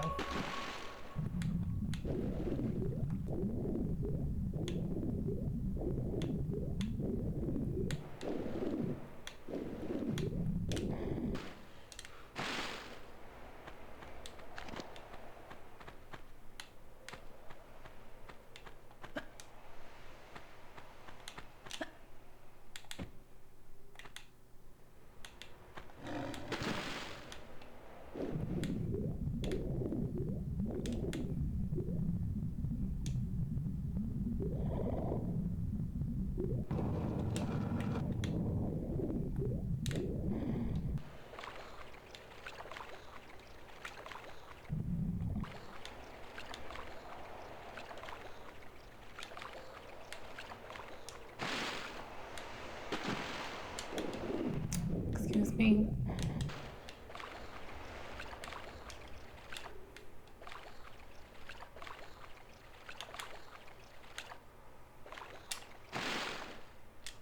Grand. So, let's go over there now.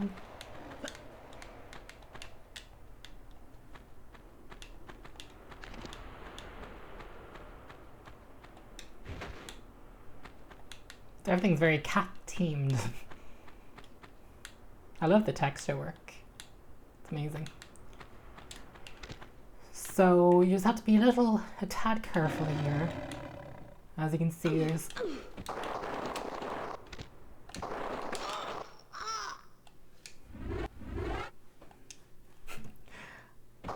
And I'm back at the beginning.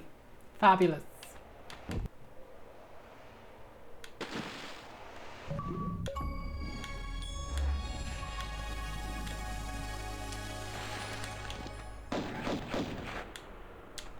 I didn't realize that statue was winking at me.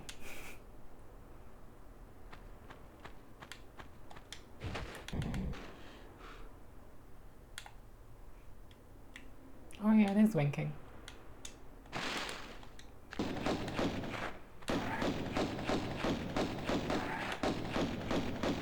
How did that get up there? Is that a bug? That could be a bug.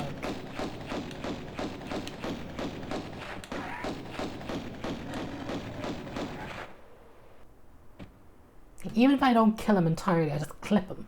Just, you know, take a few hits. And that'll do. I'll deal with that one later. Where did this tiger come from? Or this leopard or cat or whatever it's meant to be. Panther. Panther.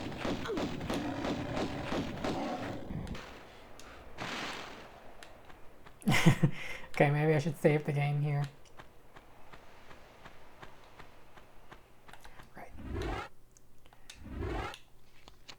Thankfully, we do have a handy little shotgun.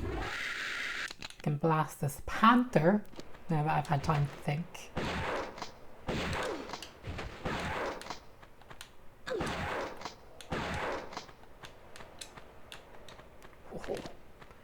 Okay.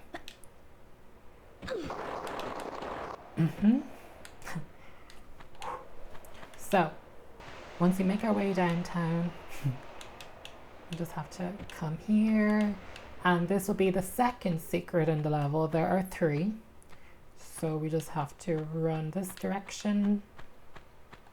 We can vault up here. Yep.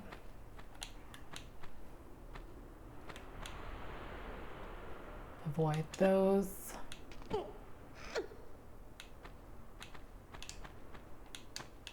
Vault up here.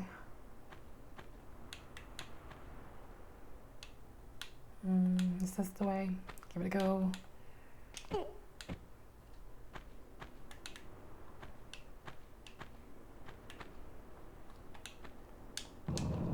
Aha!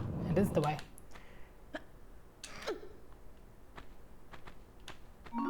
So this is an easy secret. I feel like most people would get this on their own.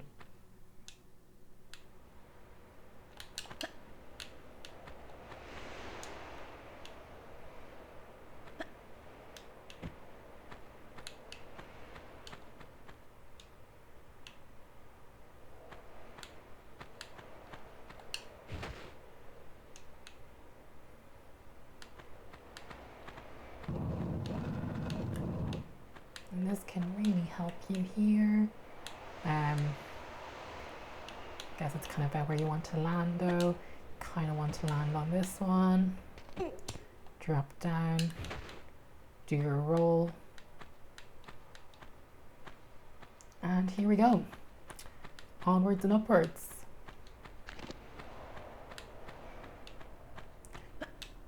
So this is a decently large area. That cat up there will be our 3rd secret. You can see it actually just turned into one. It's really cool. Every time you see a cat statue in this, you'll see it turn into a ferocious beast of some sort. So why don't we pull this one back?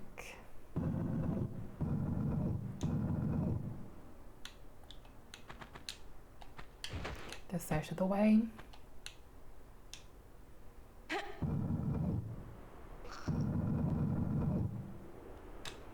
I believe this is how we get our...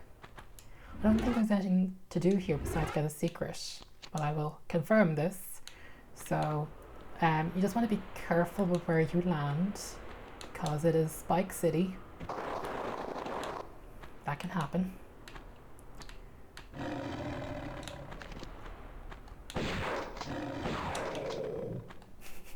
That came in clutch.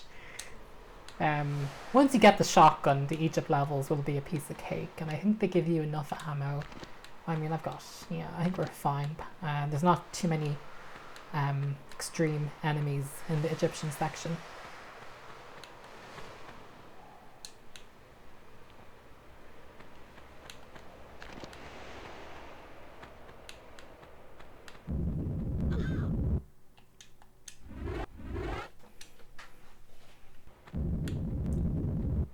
Yikes.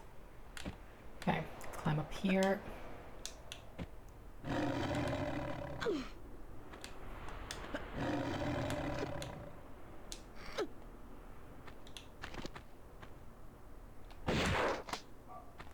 So this is actually the way we want to go first.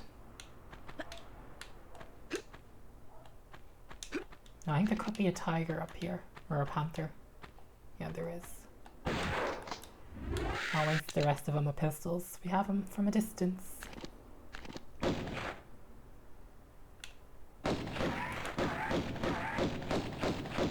So you want to grab these shotgun shells. You want to take in the view of the beautiful moon there. And perfect. Yeah, we got everything down here. Did we get everything? Let me just double check. We sure did. So we just have to make our way back up.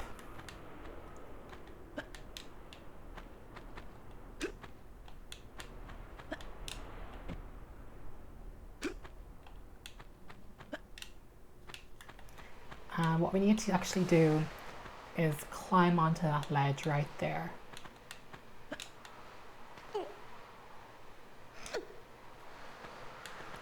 And then you will see the secret there in front of you.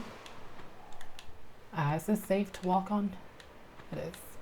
So it's going to be just about shimmying and doing a time jump. So it doesn't hurt to save. So let's shimmy. Oh no, forgot I said that. We're not going to do a shimmy instead. We're going to do the jump. Oh, that was nice. So let's just do a little backflip. Is she going to fall off that? No, she won't. Haha! So we got all secrets now, which actually doesn't include the Magnum. I guess obviously the level designer Phil Campbell probably wanted you to get all weapons anyway. I'm just trying to think what's the safest way for me to climb down. Do we think... See, what you kind of want is like the lowest point. That'll do it. Let's jump over to this one.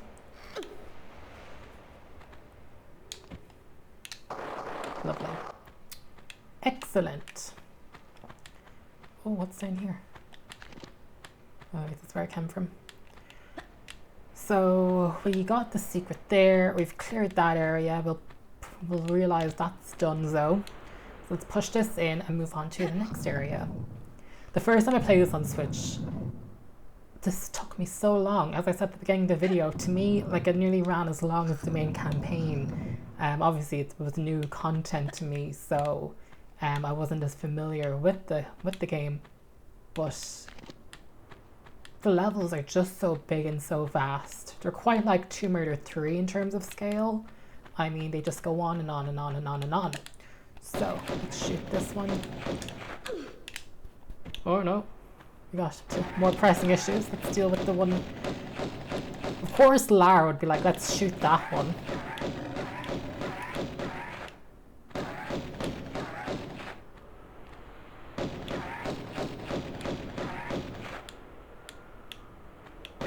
Come on, Lara. So let's grab this key.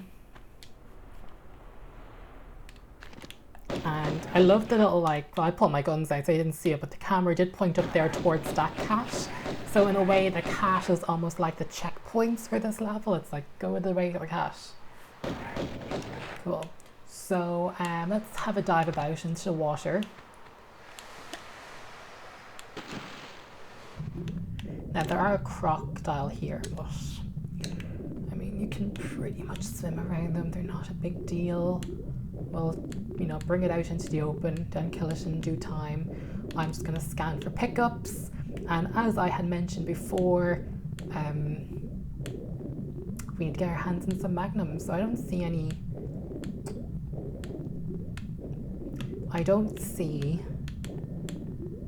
Let me formulate a sentence. I don't see any other pickups down here for the moment, so let's just climb up.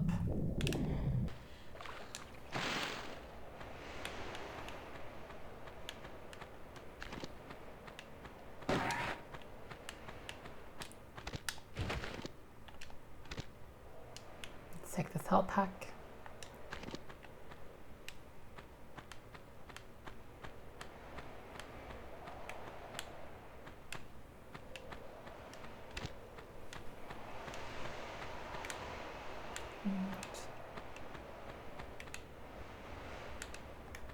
dive down here.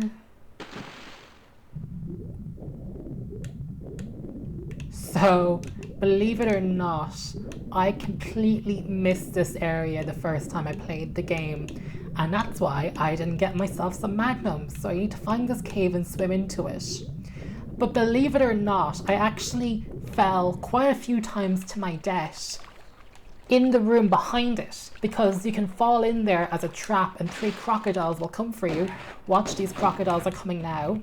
And I made my way into the room on the other side, and I was like, where are these crocodiles coming from? I'm like, what's going on here? Like 3 of them spawn on top of you. It's almost like instant death because you're not able to shoot them. You just get kind of like stuck. You kind of glitch in and get a bit janky bugged into the wall. I think there's even another crocodile in there. Interesting. Oh, I think I got the crocodiles prematurely. The game was like, no, the crocodiles come out. Already got them, babes. But yeah, I completely missed the magnums when I played the Egyptian section. And I was like, oh, see, look at them. Like, you just, if you fall, there's a trap. I'll show you the hole. We'll make our way by it. But, so the room, I knew the room totally existed, but I didn't think that there'd be magnums on the other end. But then obviously it's like, if you drop down, there has to be a reason for it. But I mean, I was playing on my Nintendo Switch, I wasn't thinking that critically about the game, so I think it was a genuine mistake. And let's shoot this crocodile. At least in this video I can do all kills then. 2 in the water, so I killed 1.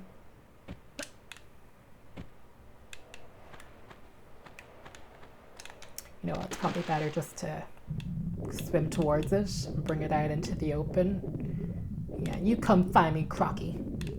Oh, there's 2.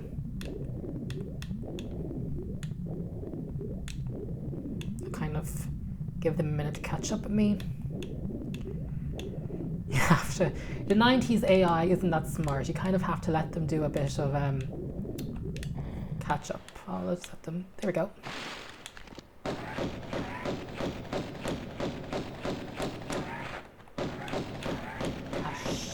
Where did the second one go?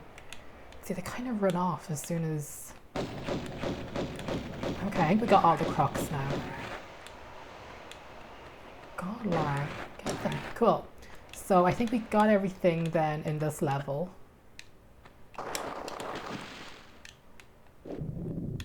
We got the magnums.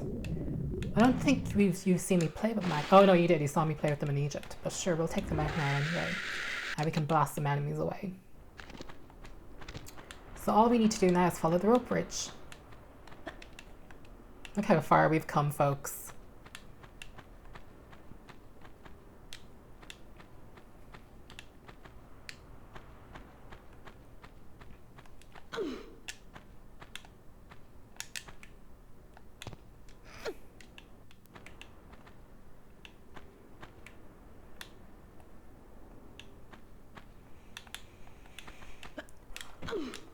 Kind of a curious cat. What's up here? Right, so this is that stupid thing that if you slide... Hang on. I need to show you what happened to me the time I played. So when I was on my Nintendo Switch, I slid into this thing. And so look, you do end up here. Like, how do you get out if you are trapped here?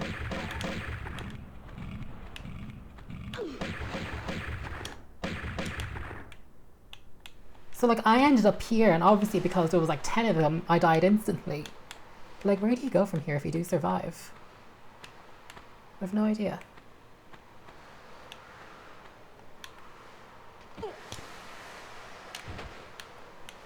Where are we now? Oh, it brings you back here. Okay, well, you know what? I did promise to the best of my ability that I do all kills, so let's just make our way back up. That's not a big deal. Point of this. Obviously, they didn't build it for no reason, but I didn't know better.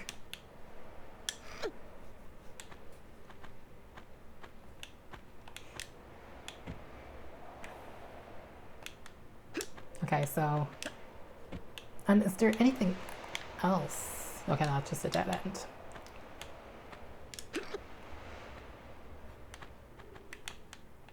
Oh, nice.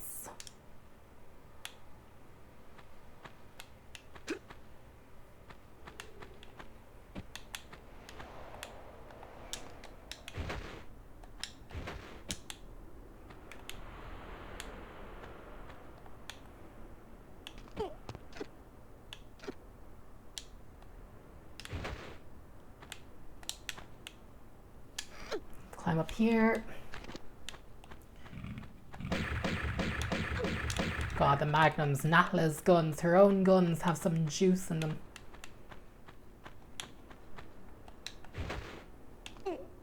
Let's do a shimmy, shimmy, shim.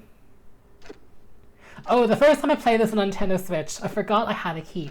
Obviously, I picked that key up, but in the context of things that I was just so busy looking around and exploring, I forgot I had a key. So I was wandering around for ages before I was like, I checked my inventory and I was like, oh yeah, I have a key. And obviously it's going to go in a keyhole over here.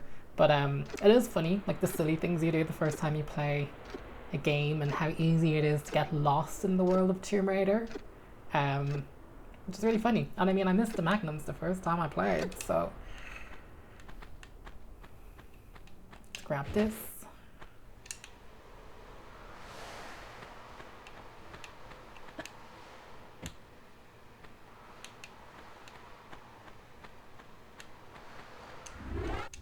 Gold key and put it into the hole.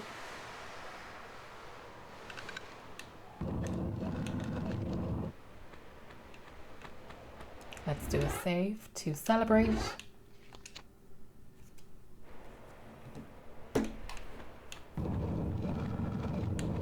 So this is interesting. That's a warning of things to come, I think. So you can definitely get in here. Oh, I'll deal with that in a second. So this is just...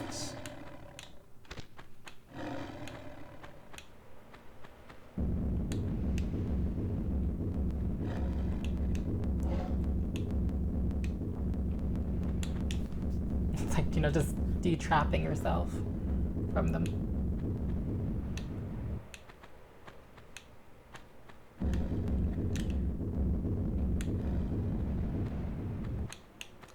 That could be the safest thing to do.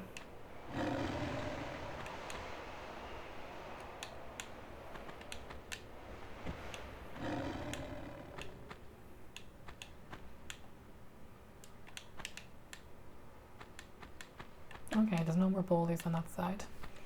So, where do we need to go? Well, obviously, there's an entrance down there. There's also one down here. We can also cheat. Did I get every boulder? Oh, I did. Did I? Apparently I did. So, let's just go down there and deal with it.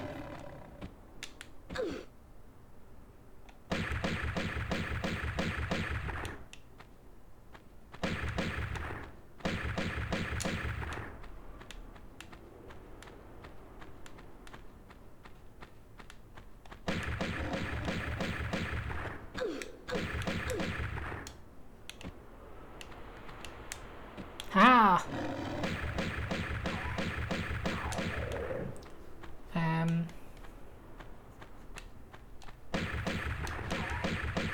I saw you spawn.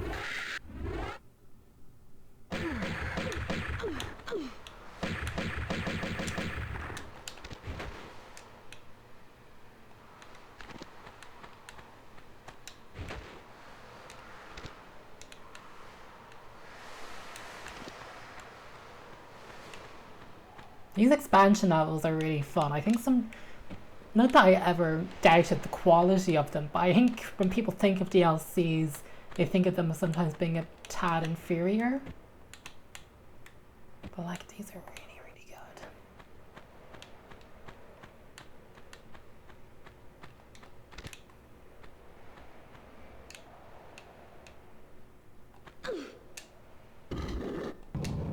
And apparently this would be considered the least popular. Apparently Tomb Raider 2 Golden Mask, and I know Lost Artifact is really good because they had just had so much to work with in that one. But I mean, if this is the weakest and it's this good in the remaster, you're getting some really great stuff in this collection. Really, really great stuff. Okay, so there is a way to get there. I know it. That's funny, I can jump down, but I can't climb back up.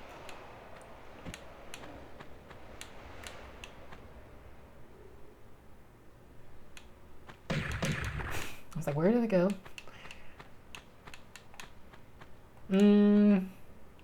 Okay. I got boulder syndrome.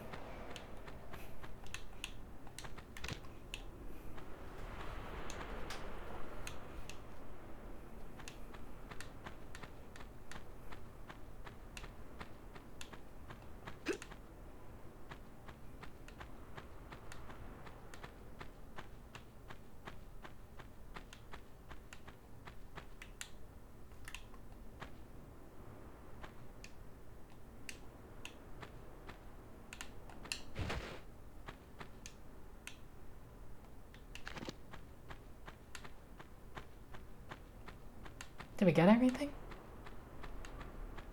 So there's one to get, which I see. Oh, there's a little platform there. Okay. So we'll work towards getting that. We need to climb up here.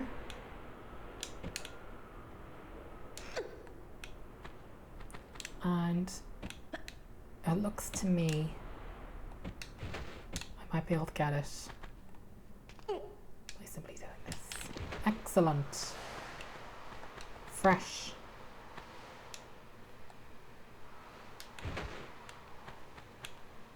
Now, am I getting my Egyptian levels mixed up? Because there's one where you can make your way through the gates. But I don't know if it's these gates or the other ones. I feel like I've gotten everything. Let me just do a visual inspection. Yeah, I must have made my way in there. Right, okay, I've cleared the area. We are good to go.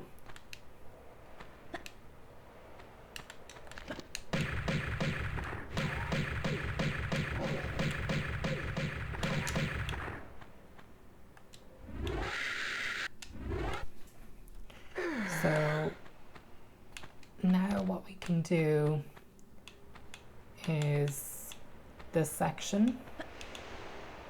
This is just a series of careful jumps and some pickups for us.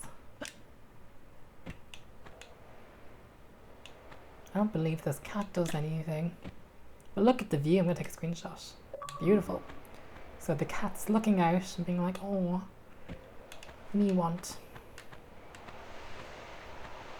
That's a beautiful cat. What's that look like in the old days? Oh, what a glow up. Let's go and grab this Medi.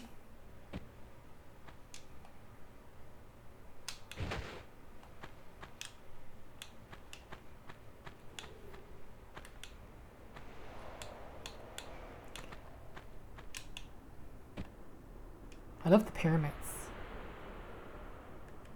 It really makes you feel like you're in Egypt. Don't mind me, I'm just taking screenshots.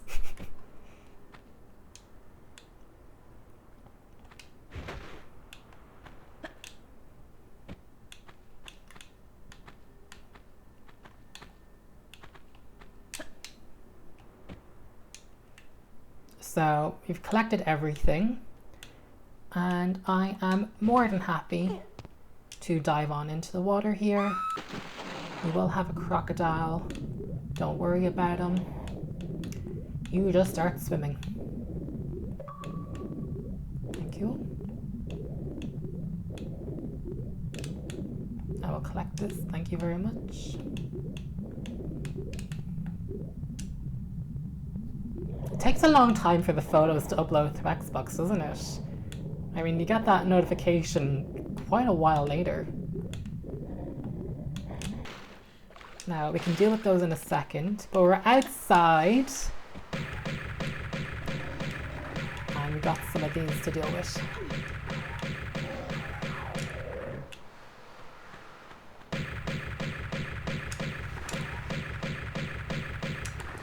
So what's really interesting is back in the olden days, the original release, Tomb Raider 1 doesn't have technology for a skybox. That was introduced in Tomb Raider 2 to have outdoor areas. So it's really interesting that they've added one in now. But look at the technique they did back in the day. They essentially, you're using like animated textures of stars, and they're like what they do with the water, the way the water animates, you're doing the same thing with the sky. And that was like a clever workaround that they could do on PC. They could build the areas much bigger because of that. Because there was no PlayStation limitation.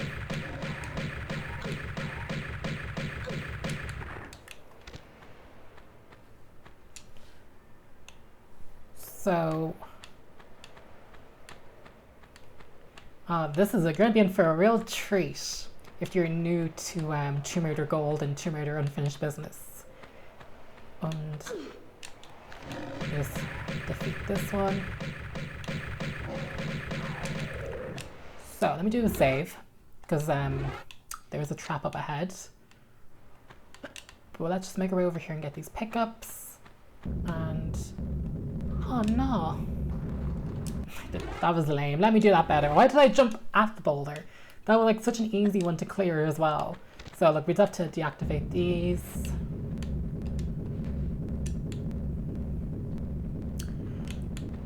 So I do have a bit of lore for you, because you're about to see something quite bizarre.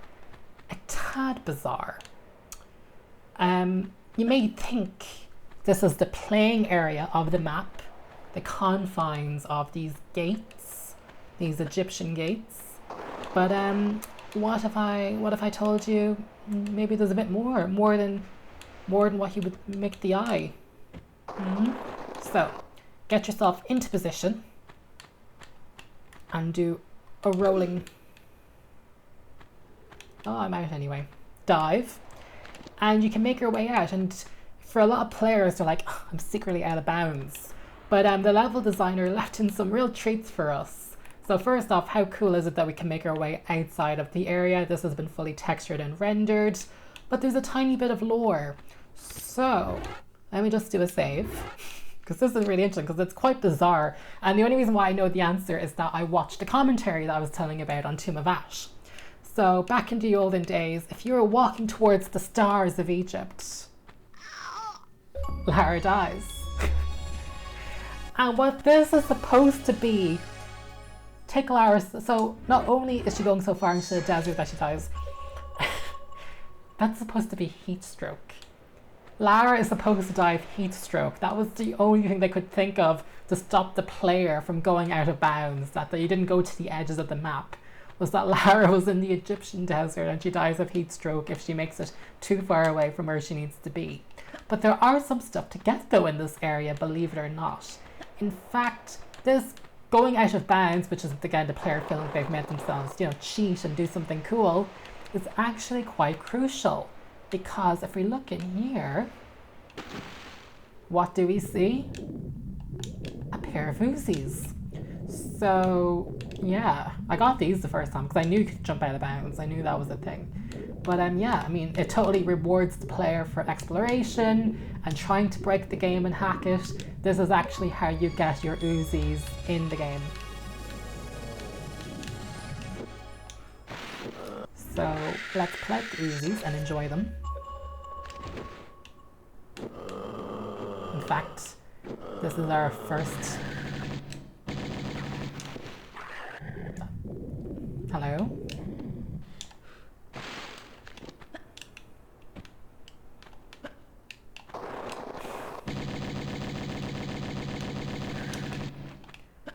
But yeah, I think that's really, really interesting. Now, I think this is the only pickup. I definitely went exploring and I don't remember anything else. So, whenever you're finished, I suppose you can kind of just make your way back. I love these pyramids. These are just textures. They did a wonderful job. But yeah, that's basically everything there is in the area. But I think it's a really nice reward for the player. Oh, I didn't realize there was a baddie over here, but we want to get that. But yeah, you can have a look around. I'm just doing a scan for pickups, but I don't believe I missed anything. But yeah, it's been all textured, like they've done the work. It's so much fun though. I mean, this is kind of the quirky things you can do, I suppose, in DLC and not like in a mainline game. I'm pretty sure back in the day in the 90s, the publishing house and everyone else didn't even catch this, like it made its way through QA. But this is just something that the game designer did just to make it a little more interesting, a bit more spicy. I am quite curious though about getting that panther, because if I'm going for all kills, I'm going for all kills. I just don't know how to get there. I'm guessing I can do this. Let me save. Because it's so random. Like, when is Lara gonna die of heat stroke? I don't know. Did she die here of heat stroke? No. So maybe I can climb up onto this.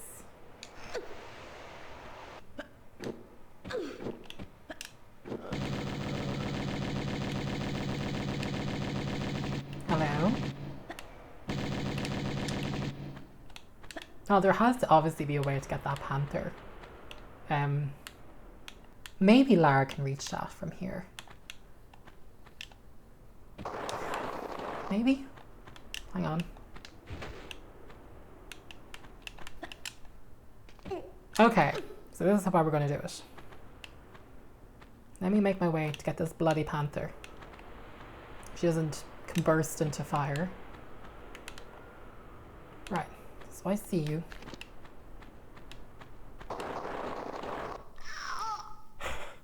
I don't know how to get it.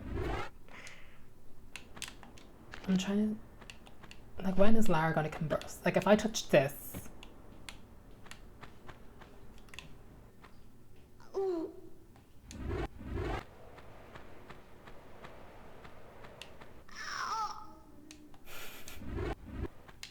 Yeah, okay, I'm on top of the panther and it's not activating. I don't think that can be killed.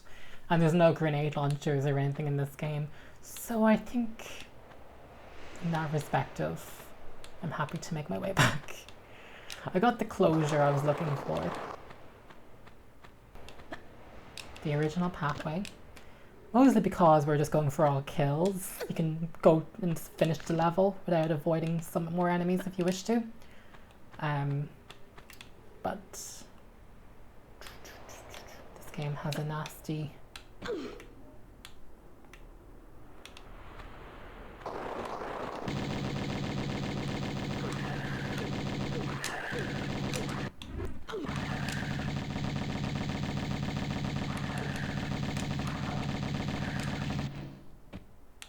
Up.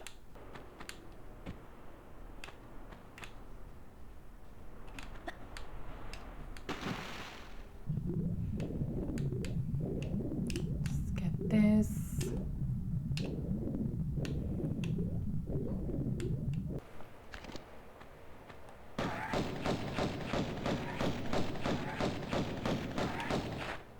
So I'm pretty confident now we've got all kills.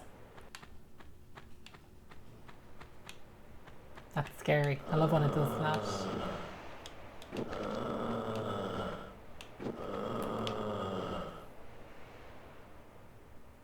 Oh, has that actually activated? You...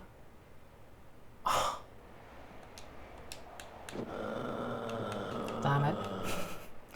Okay, so there's no way we can get that one without triggering the end screen, so why don't we do the monotonous task of glitching back over the finish line. So there is an order to it. You could kill all those enemies there and then do one journey here and take them all out of once. But again, this just shows I haven't really played this before. Well, this is my second time playing it, but obviously I'm going for all kills.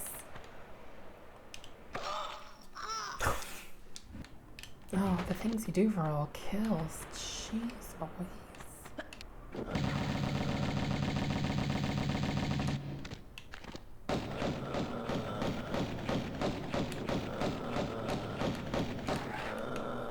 Let me get the magnums. I've used all my Uzis up.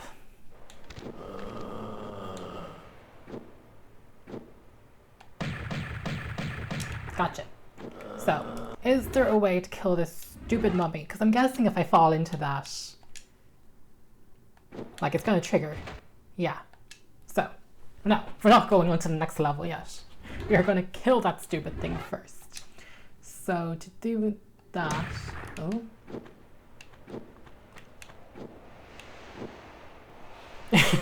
Get your guns down there.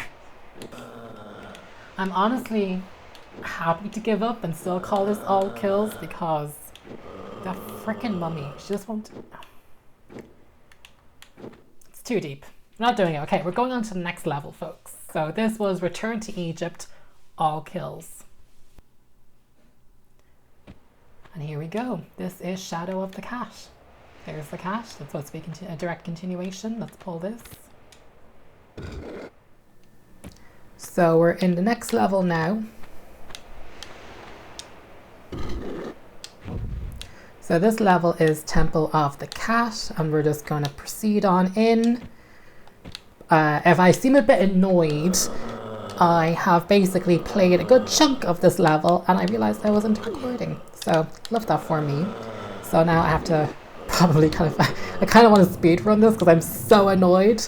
I had some great commentary for you and everything, but I didn't get too far, but like I spent like a good 15 minutes playing. But this is the first secret. Cannot believe OBS wasn't recording. That is such a me thing. I basically just swan dived to my death and pressed restart level and had to start recording again. Oh boy. Oh yeah. I forgot about you. I'm not even concentrating anymore. I'm so angry that I wasn't recording.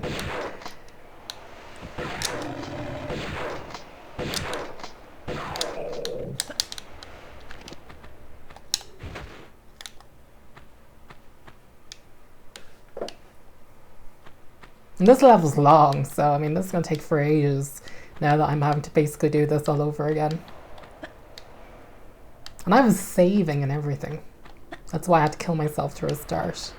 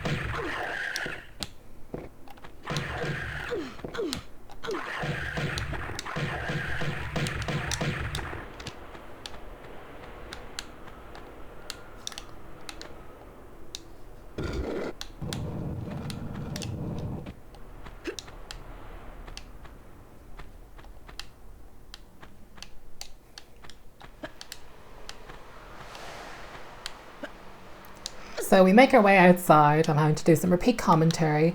Oh my gosh, isn't that amazing? I'm so angry. This is what I looked like back in the 90s. I feel like I'm losing my marbles having to repeat myself.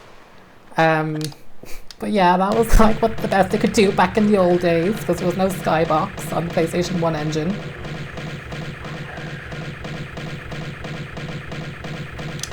Like I want to see Dash.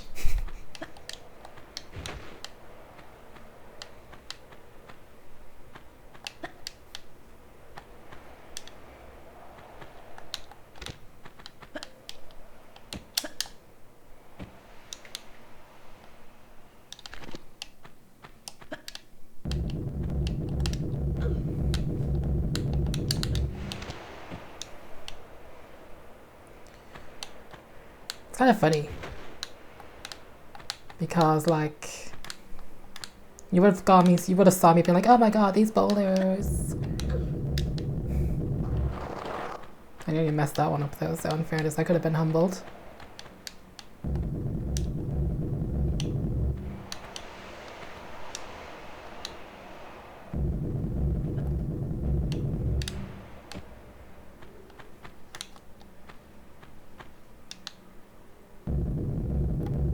Right, got all the boulders.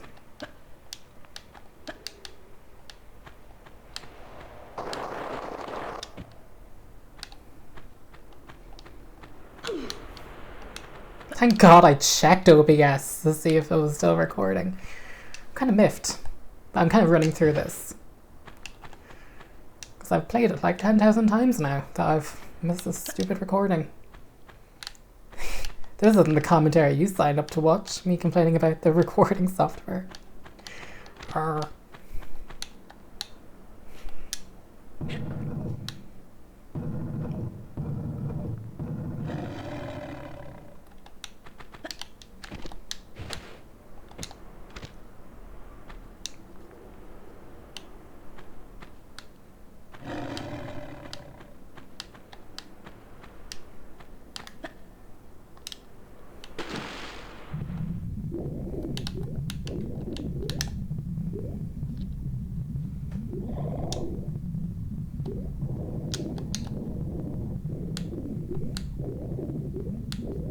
Yes, come out, come out, come out.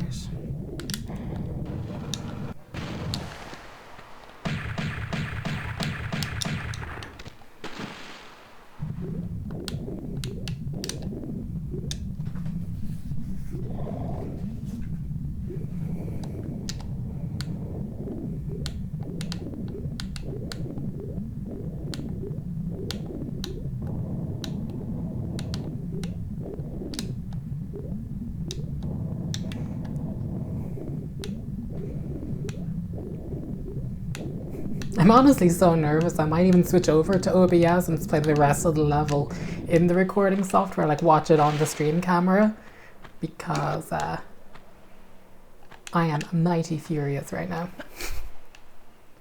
But I'm being calm. Die. I want death. Take my anger out on this.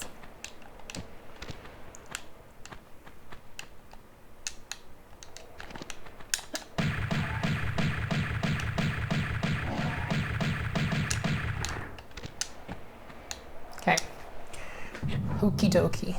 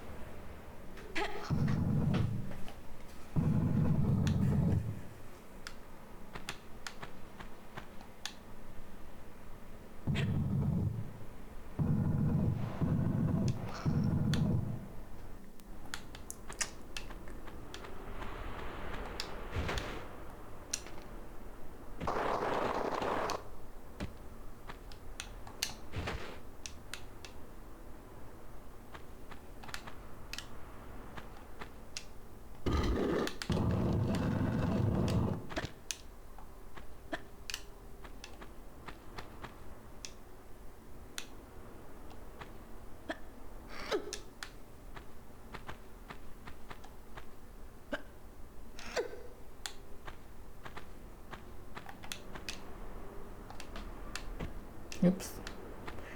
Right, my frustration is just causing me to be sloppy.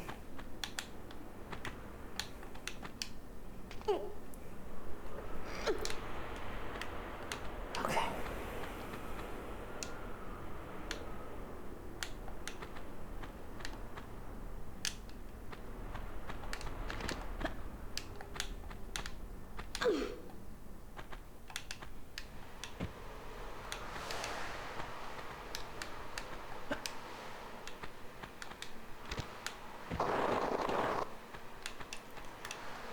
Okay, so this is where I'm on my way to when I realized it wasn't recording, and dear God, I'm switching over to my computer screen now. It is recording. In fact, I'm just going to play the rest of the level inside OBS. I have it on a tiny window, I have no sound, not even bothered anymore. Actually, I'm going to need sound though, so. Okay, let's go in.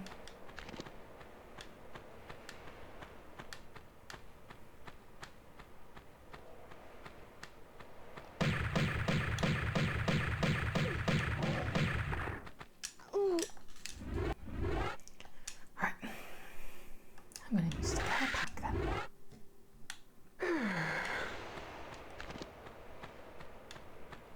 I like the foliage.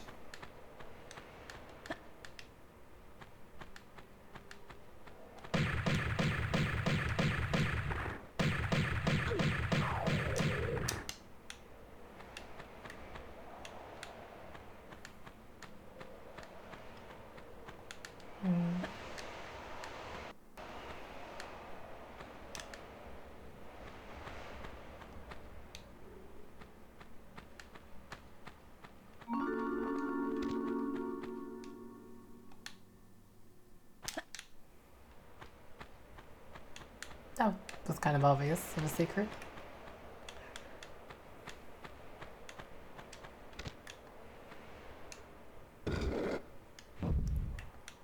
Sweet. Let's have a look down here.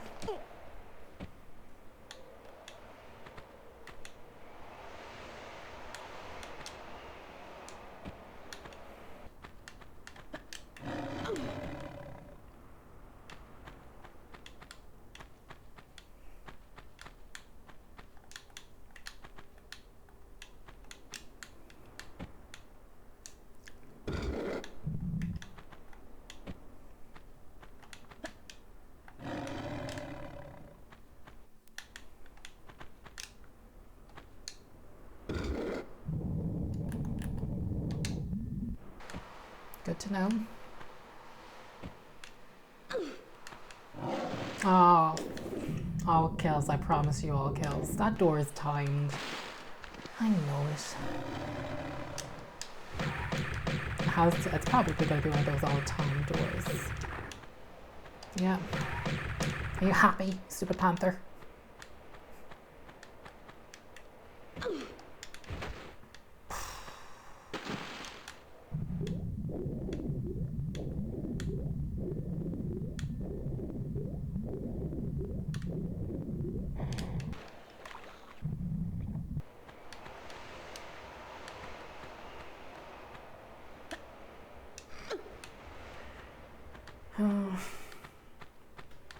I think that OBS recording just really ruined my morale. You can kind of see I'm a bit disappointed. I'm like, oh, that's good commentary.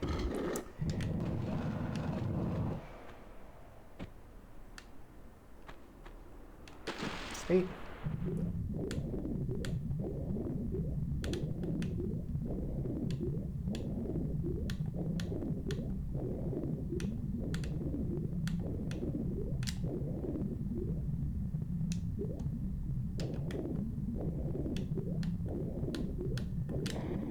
Okay, let's pull these out. This is a cool texture.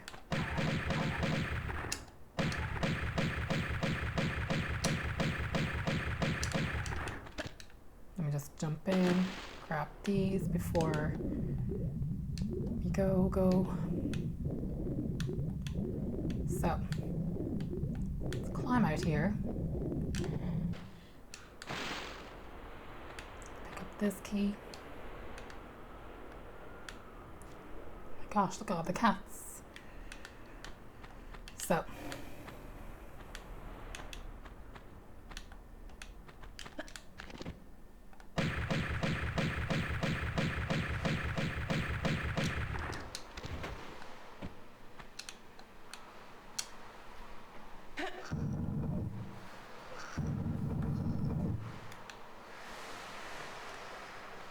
Let's pick these up.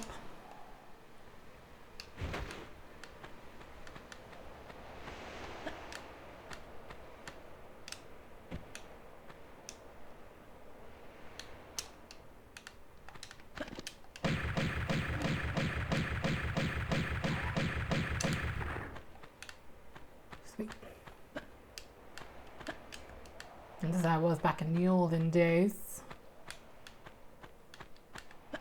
So we need 5, if I remember correctly.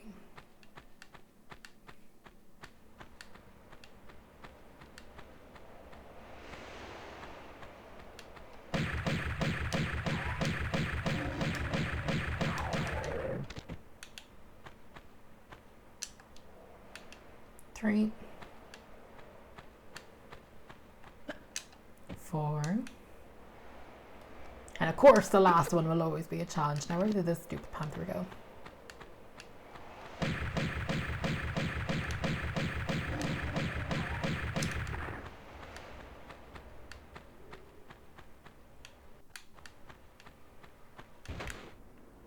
Okay, well let's put in the first 4.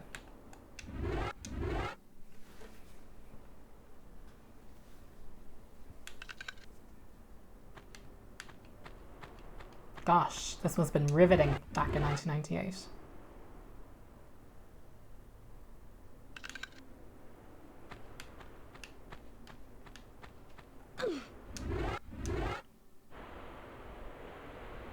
might have missed a lever in the water, maybe.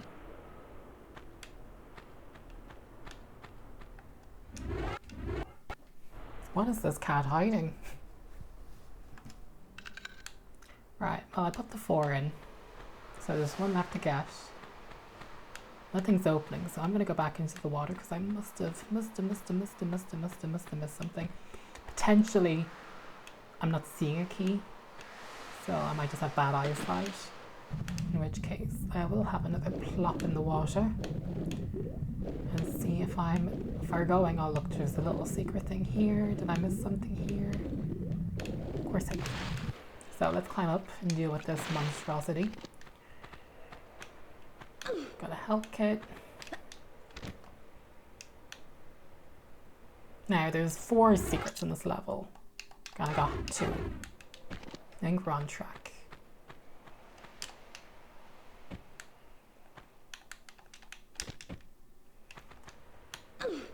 So once I pick up that key, you can almost guarantee that I will turn into a jaguar or a panther. I think I was calling it every cat name imaginable. I was like, it's a lion, it's a cat. I don't trust you. Okay.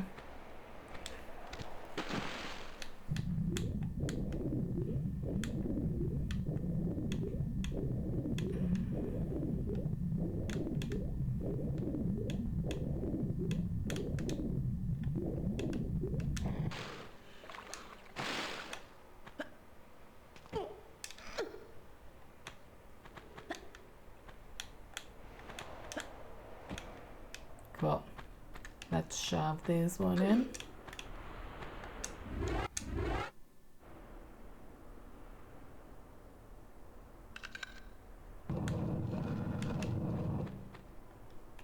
Now, am I right in saying this one over here does not open? Grand. So what's in here? Oh, I remember this on my Nintendo Switch. The trauma was coming back to me already. Okay. So, this one isn't the water one, I'm guessing, no.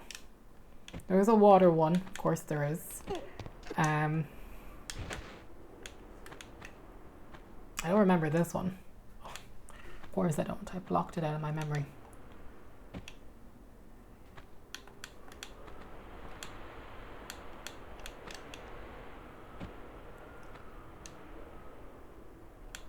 I like the way the hieroglyph is someone brushing their cat's hair.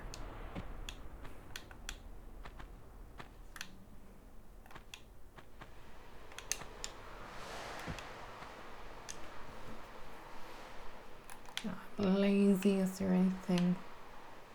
Okay, no, I have to go this way. Okay.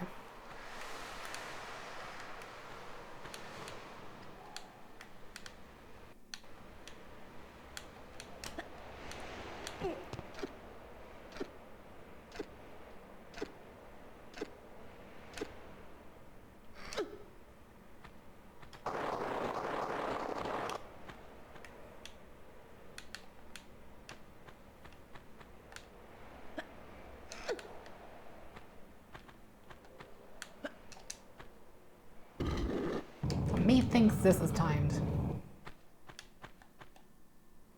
So no messing around, Lara. We gotta get the heck out of here.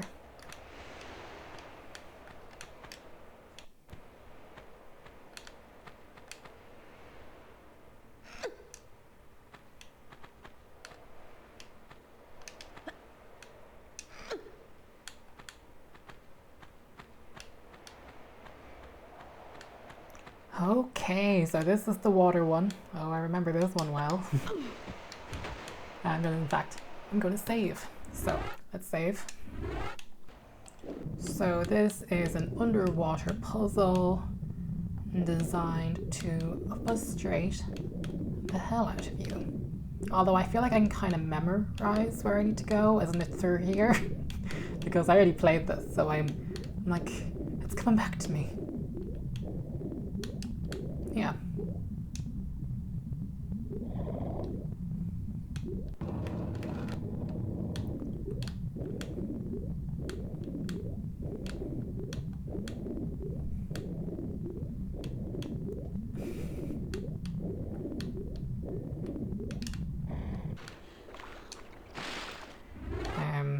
Look, I said all kills, so I'll be a good sport. I won't go through the door. What? Watch it close on me. I'll take these. Thing is, you have to keep track of where it is you're going because you don't want to get lost. Like, where is that crocodile even going? Good news is the door is not timed. The bad news is this is classic Tomb Raider AI. Do we think like... Ah, come on. Does it count as an all kills playthrough if I just show you where all the kills are? Do I have to actually do them myself? Because, oh, once we get the harpoon gun in Tomb Raider 2, then it is game over. Okay, I'll let you have one bite. I'm sorry, what the hell is it even doing? I'm telling you, if this crocodile is stuck somewhere. 10 bucks says it's all the way. It truly stuck itself here. You're almost out, you're almost done glitching, I think. Anything? Like...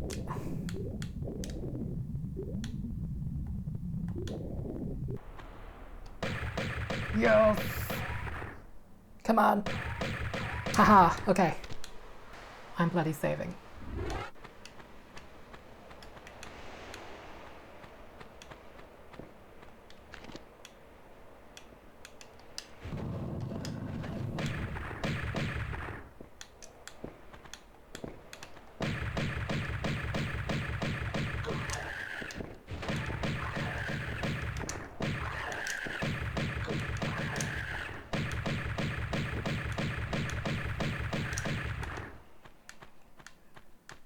Okie dokie. So we're in some Egyptian tea room, which I'm sure has spikes, I know.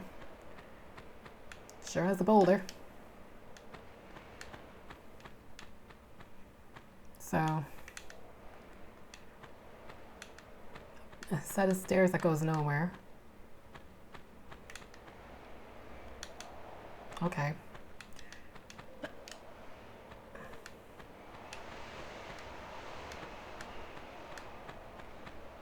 Interesting.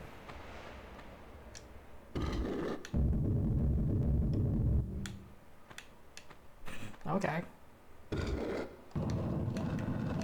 Grand. So...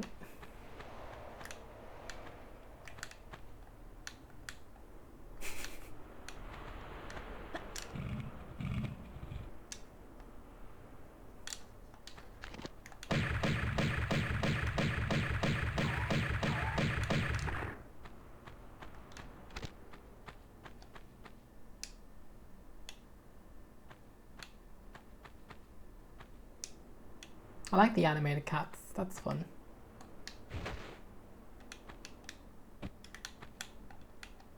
I see slopes and I think boulders. Mm-hmm. Okay.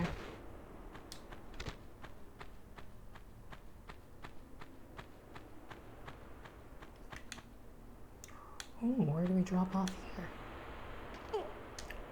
Oh, that's cool.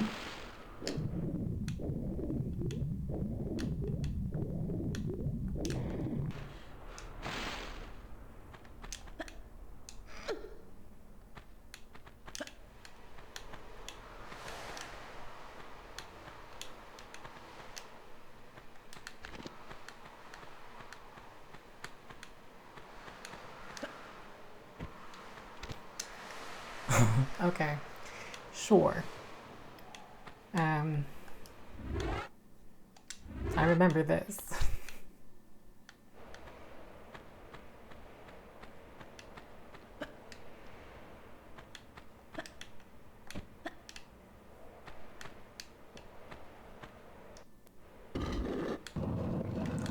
Yeah, I knew they'd do something annoying then.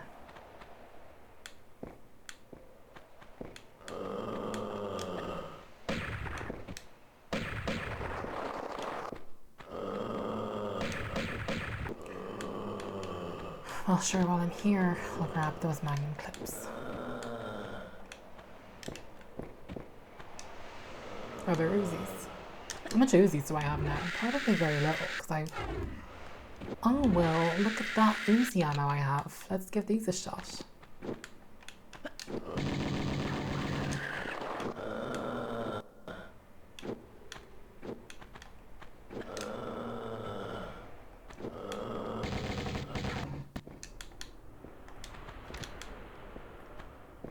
I'll grab this large medi.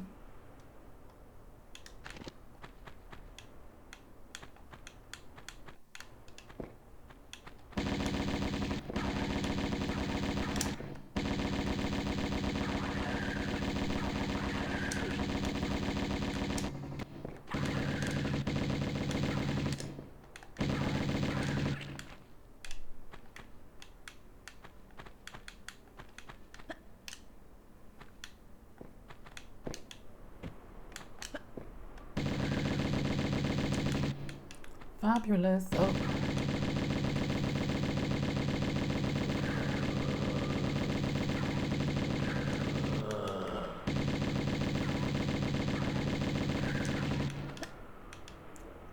Can't lie, it is fun.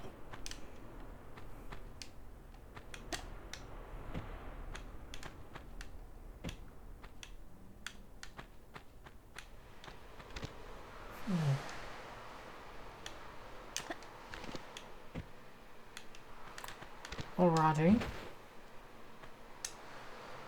Like, what sets you off?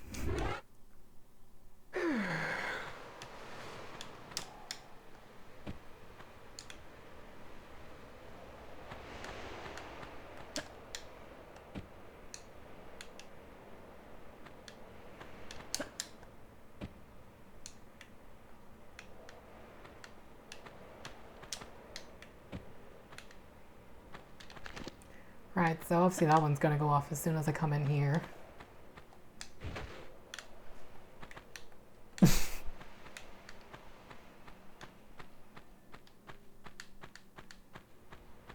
You cannot trick me. Okay. Come on. I know this game's tricks by now.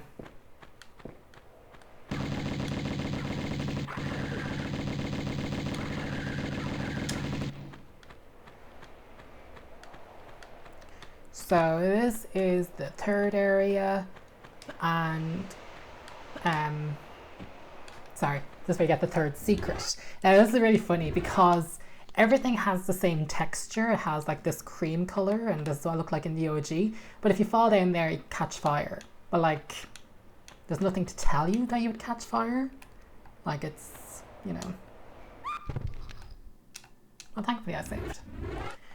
But I think that's really funny. So let's go down here. Get those another time. You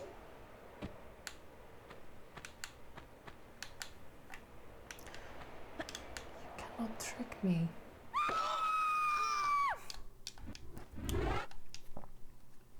Overshot. Whoops.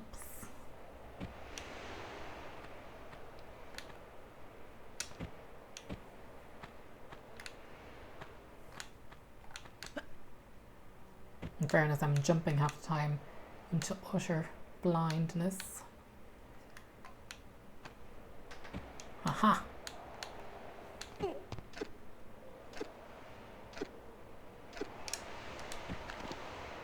See, that's the thing with modern controls, is I'm clearly using the quirks of tank to get to these hard to reach places.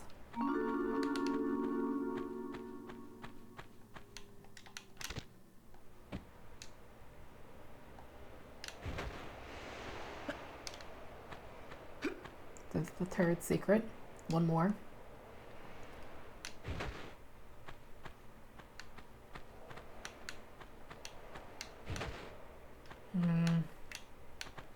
I have memories of a boulder, and sure enough I see one. I think that was on delay.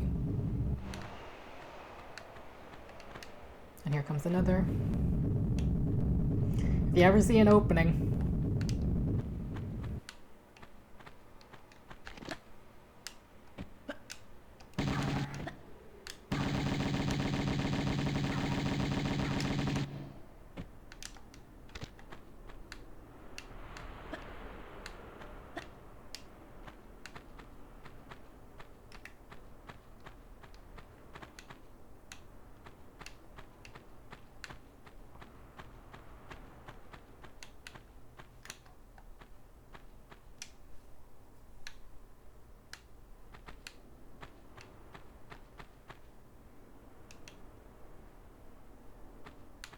So what's really interesting to me is that there's kind of a visual glitch in the new graphics. If you go to the old ones, you can actually see you can make your way back out here again with no issue. But in this, the gate would give you the sense that you can't, but you can actually phase through the gate. So if you find yourself stuck there, that's how you get the third secret and to get out. And now we just have to repeat, so I'm going to save.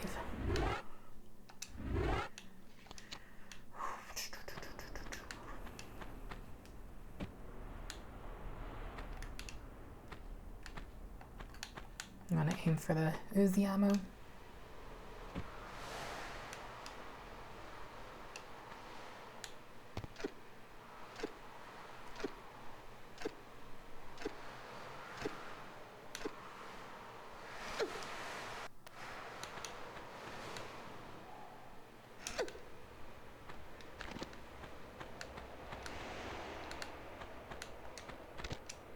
You'll like what happens now when we turn around. So that's actually triggered a pathway, so we can now go across this catwalk.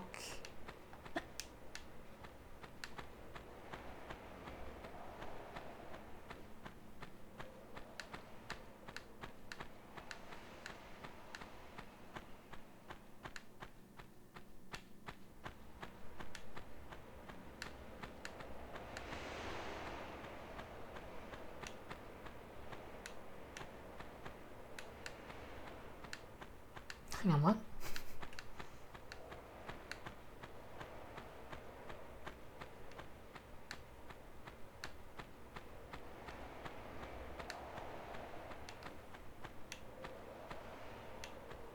Yeah, we haven't been here yet.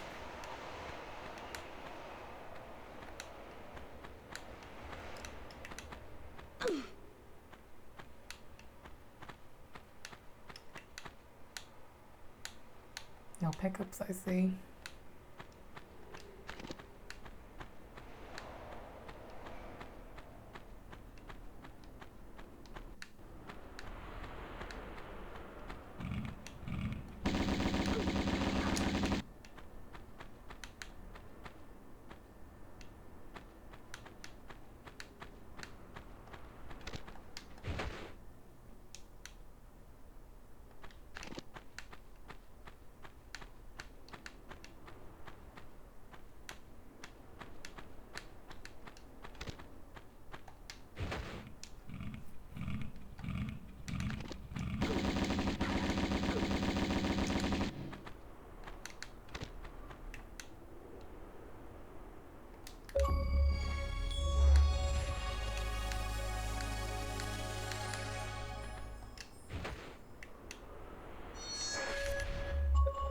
Wait, where? Oh, this is what I wanted to point out. Look at this texture. That's so funny.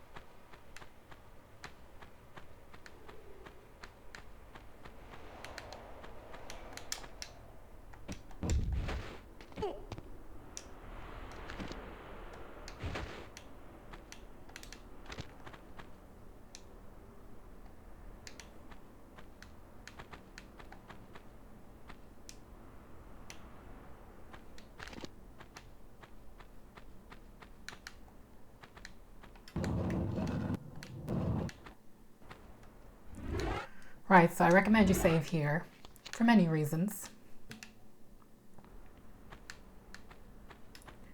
The first one is we want to get the last secret, which involves a door opening here, and you want to quickly run in. I think it's a one opportunity only thing.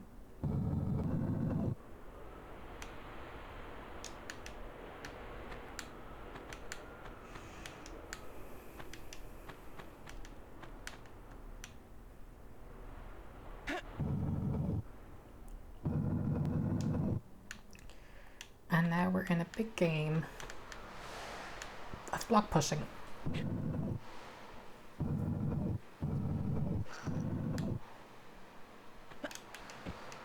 So first we need to block the exit.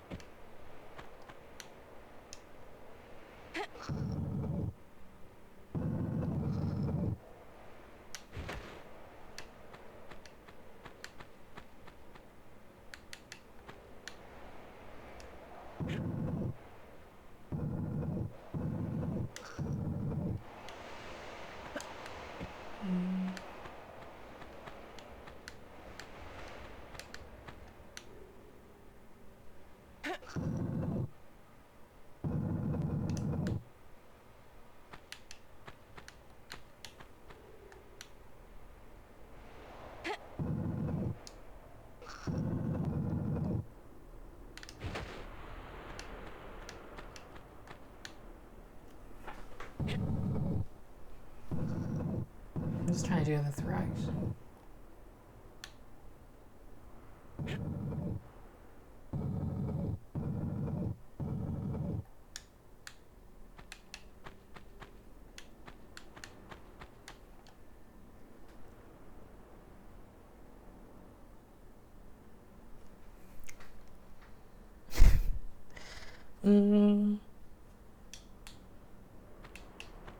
Okay.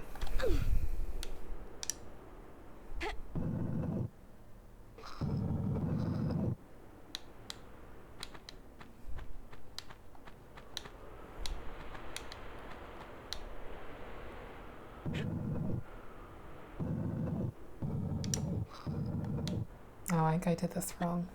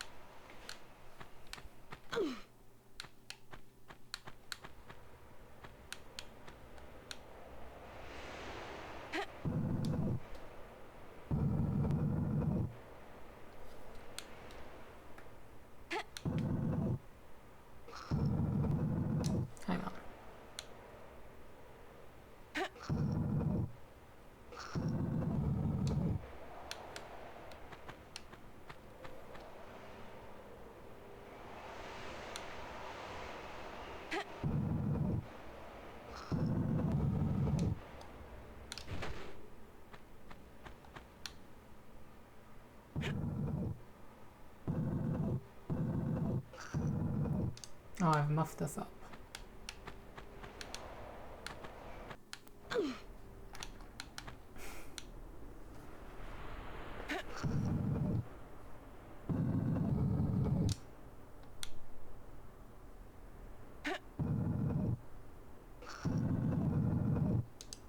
Or maybe not.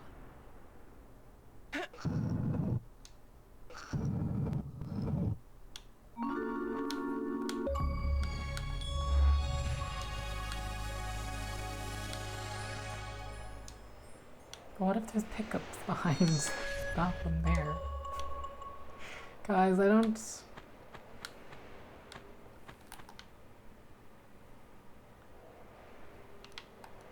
Hang on, let me just glitch.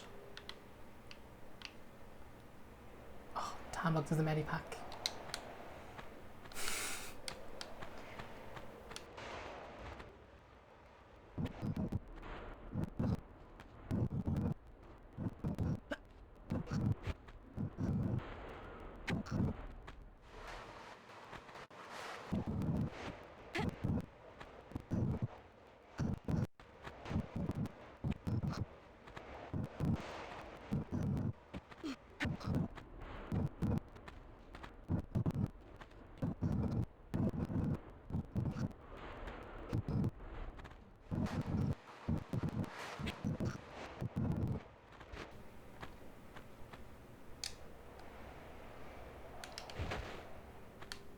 So that's all pickups.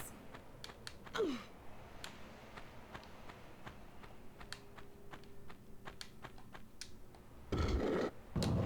the door, ever. Rude. So, do a save.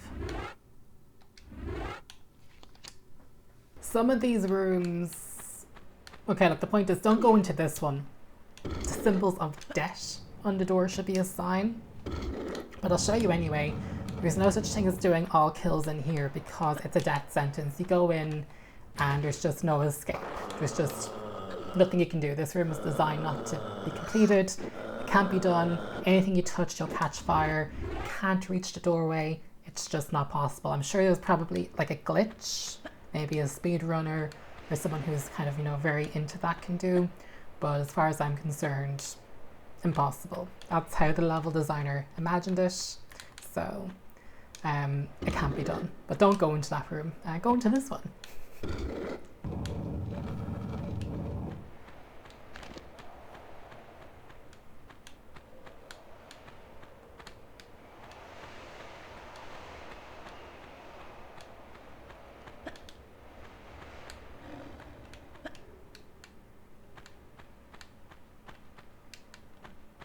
Oh, I see you.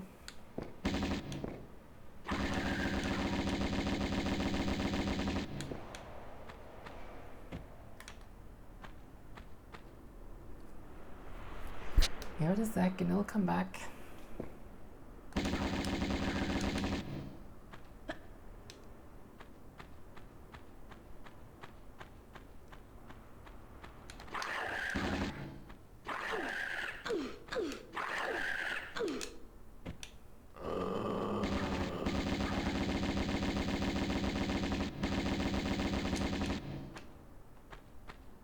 Is there any pickups?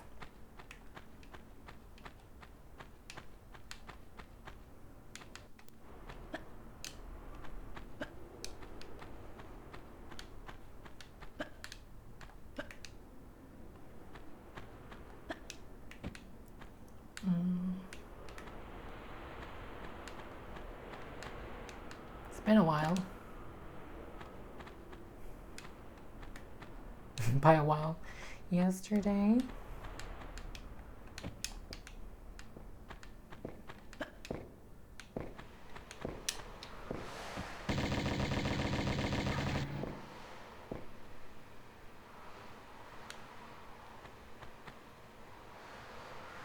That's great. You look good though.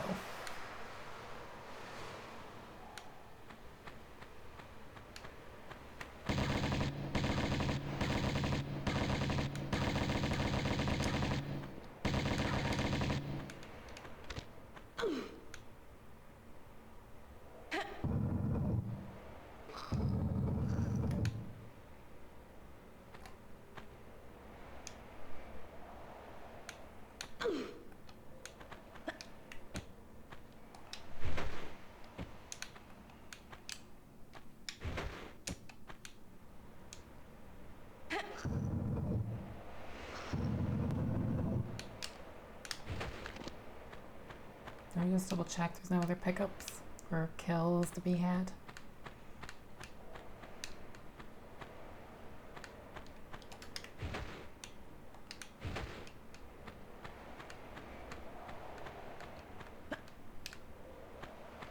Okay, cleanse this area. So we are working towards the ending of this level now. We've gotten all secrets. This is a really cool area that Phil Campbell built out and Rebecca Shearin originally textured. Obviously not these high def ones.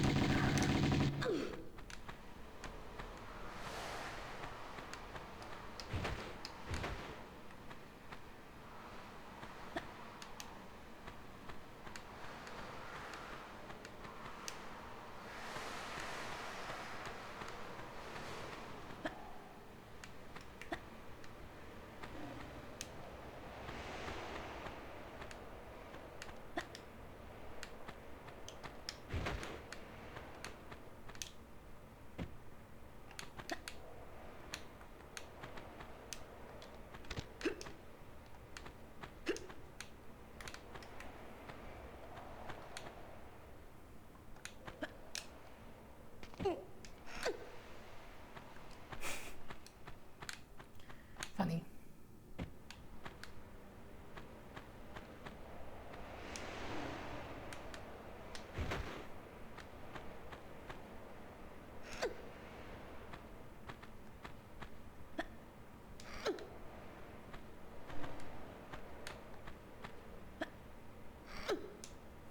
Definitely where to save up here.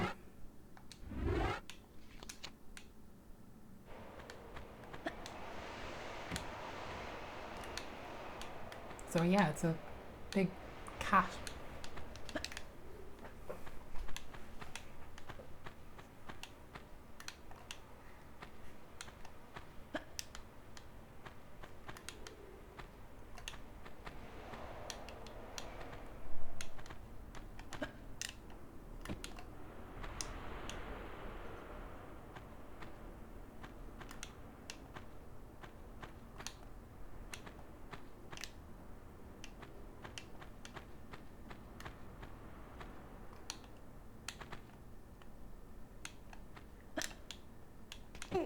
I'm just making sure I'm getting all pickups. So if you see me scanning, that's what I'm doing. In fact, cheeky, I'm not missing anything over here.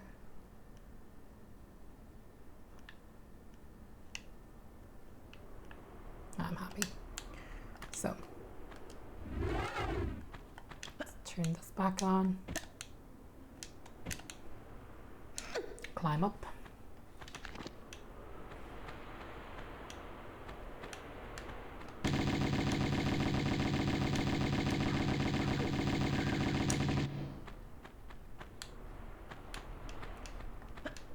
This is really cool, I think. You're climbing this top of this really big structure.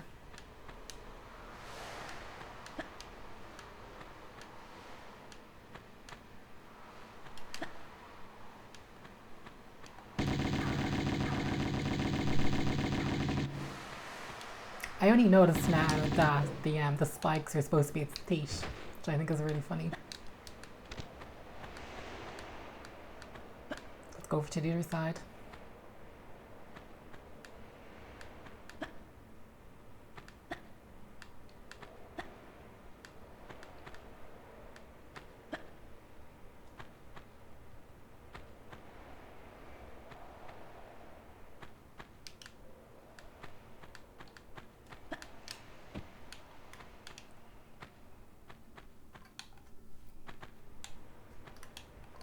save because they're really high up. That's a really cool structure. It smells like back, even in the old one. That's like impressive.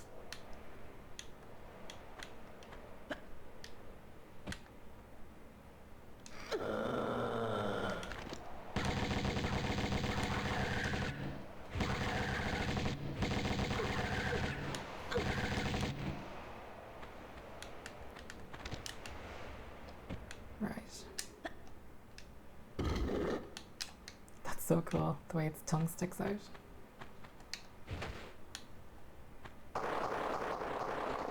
Oop. And you climb inside of its mouth. You pull the lever. I think that's...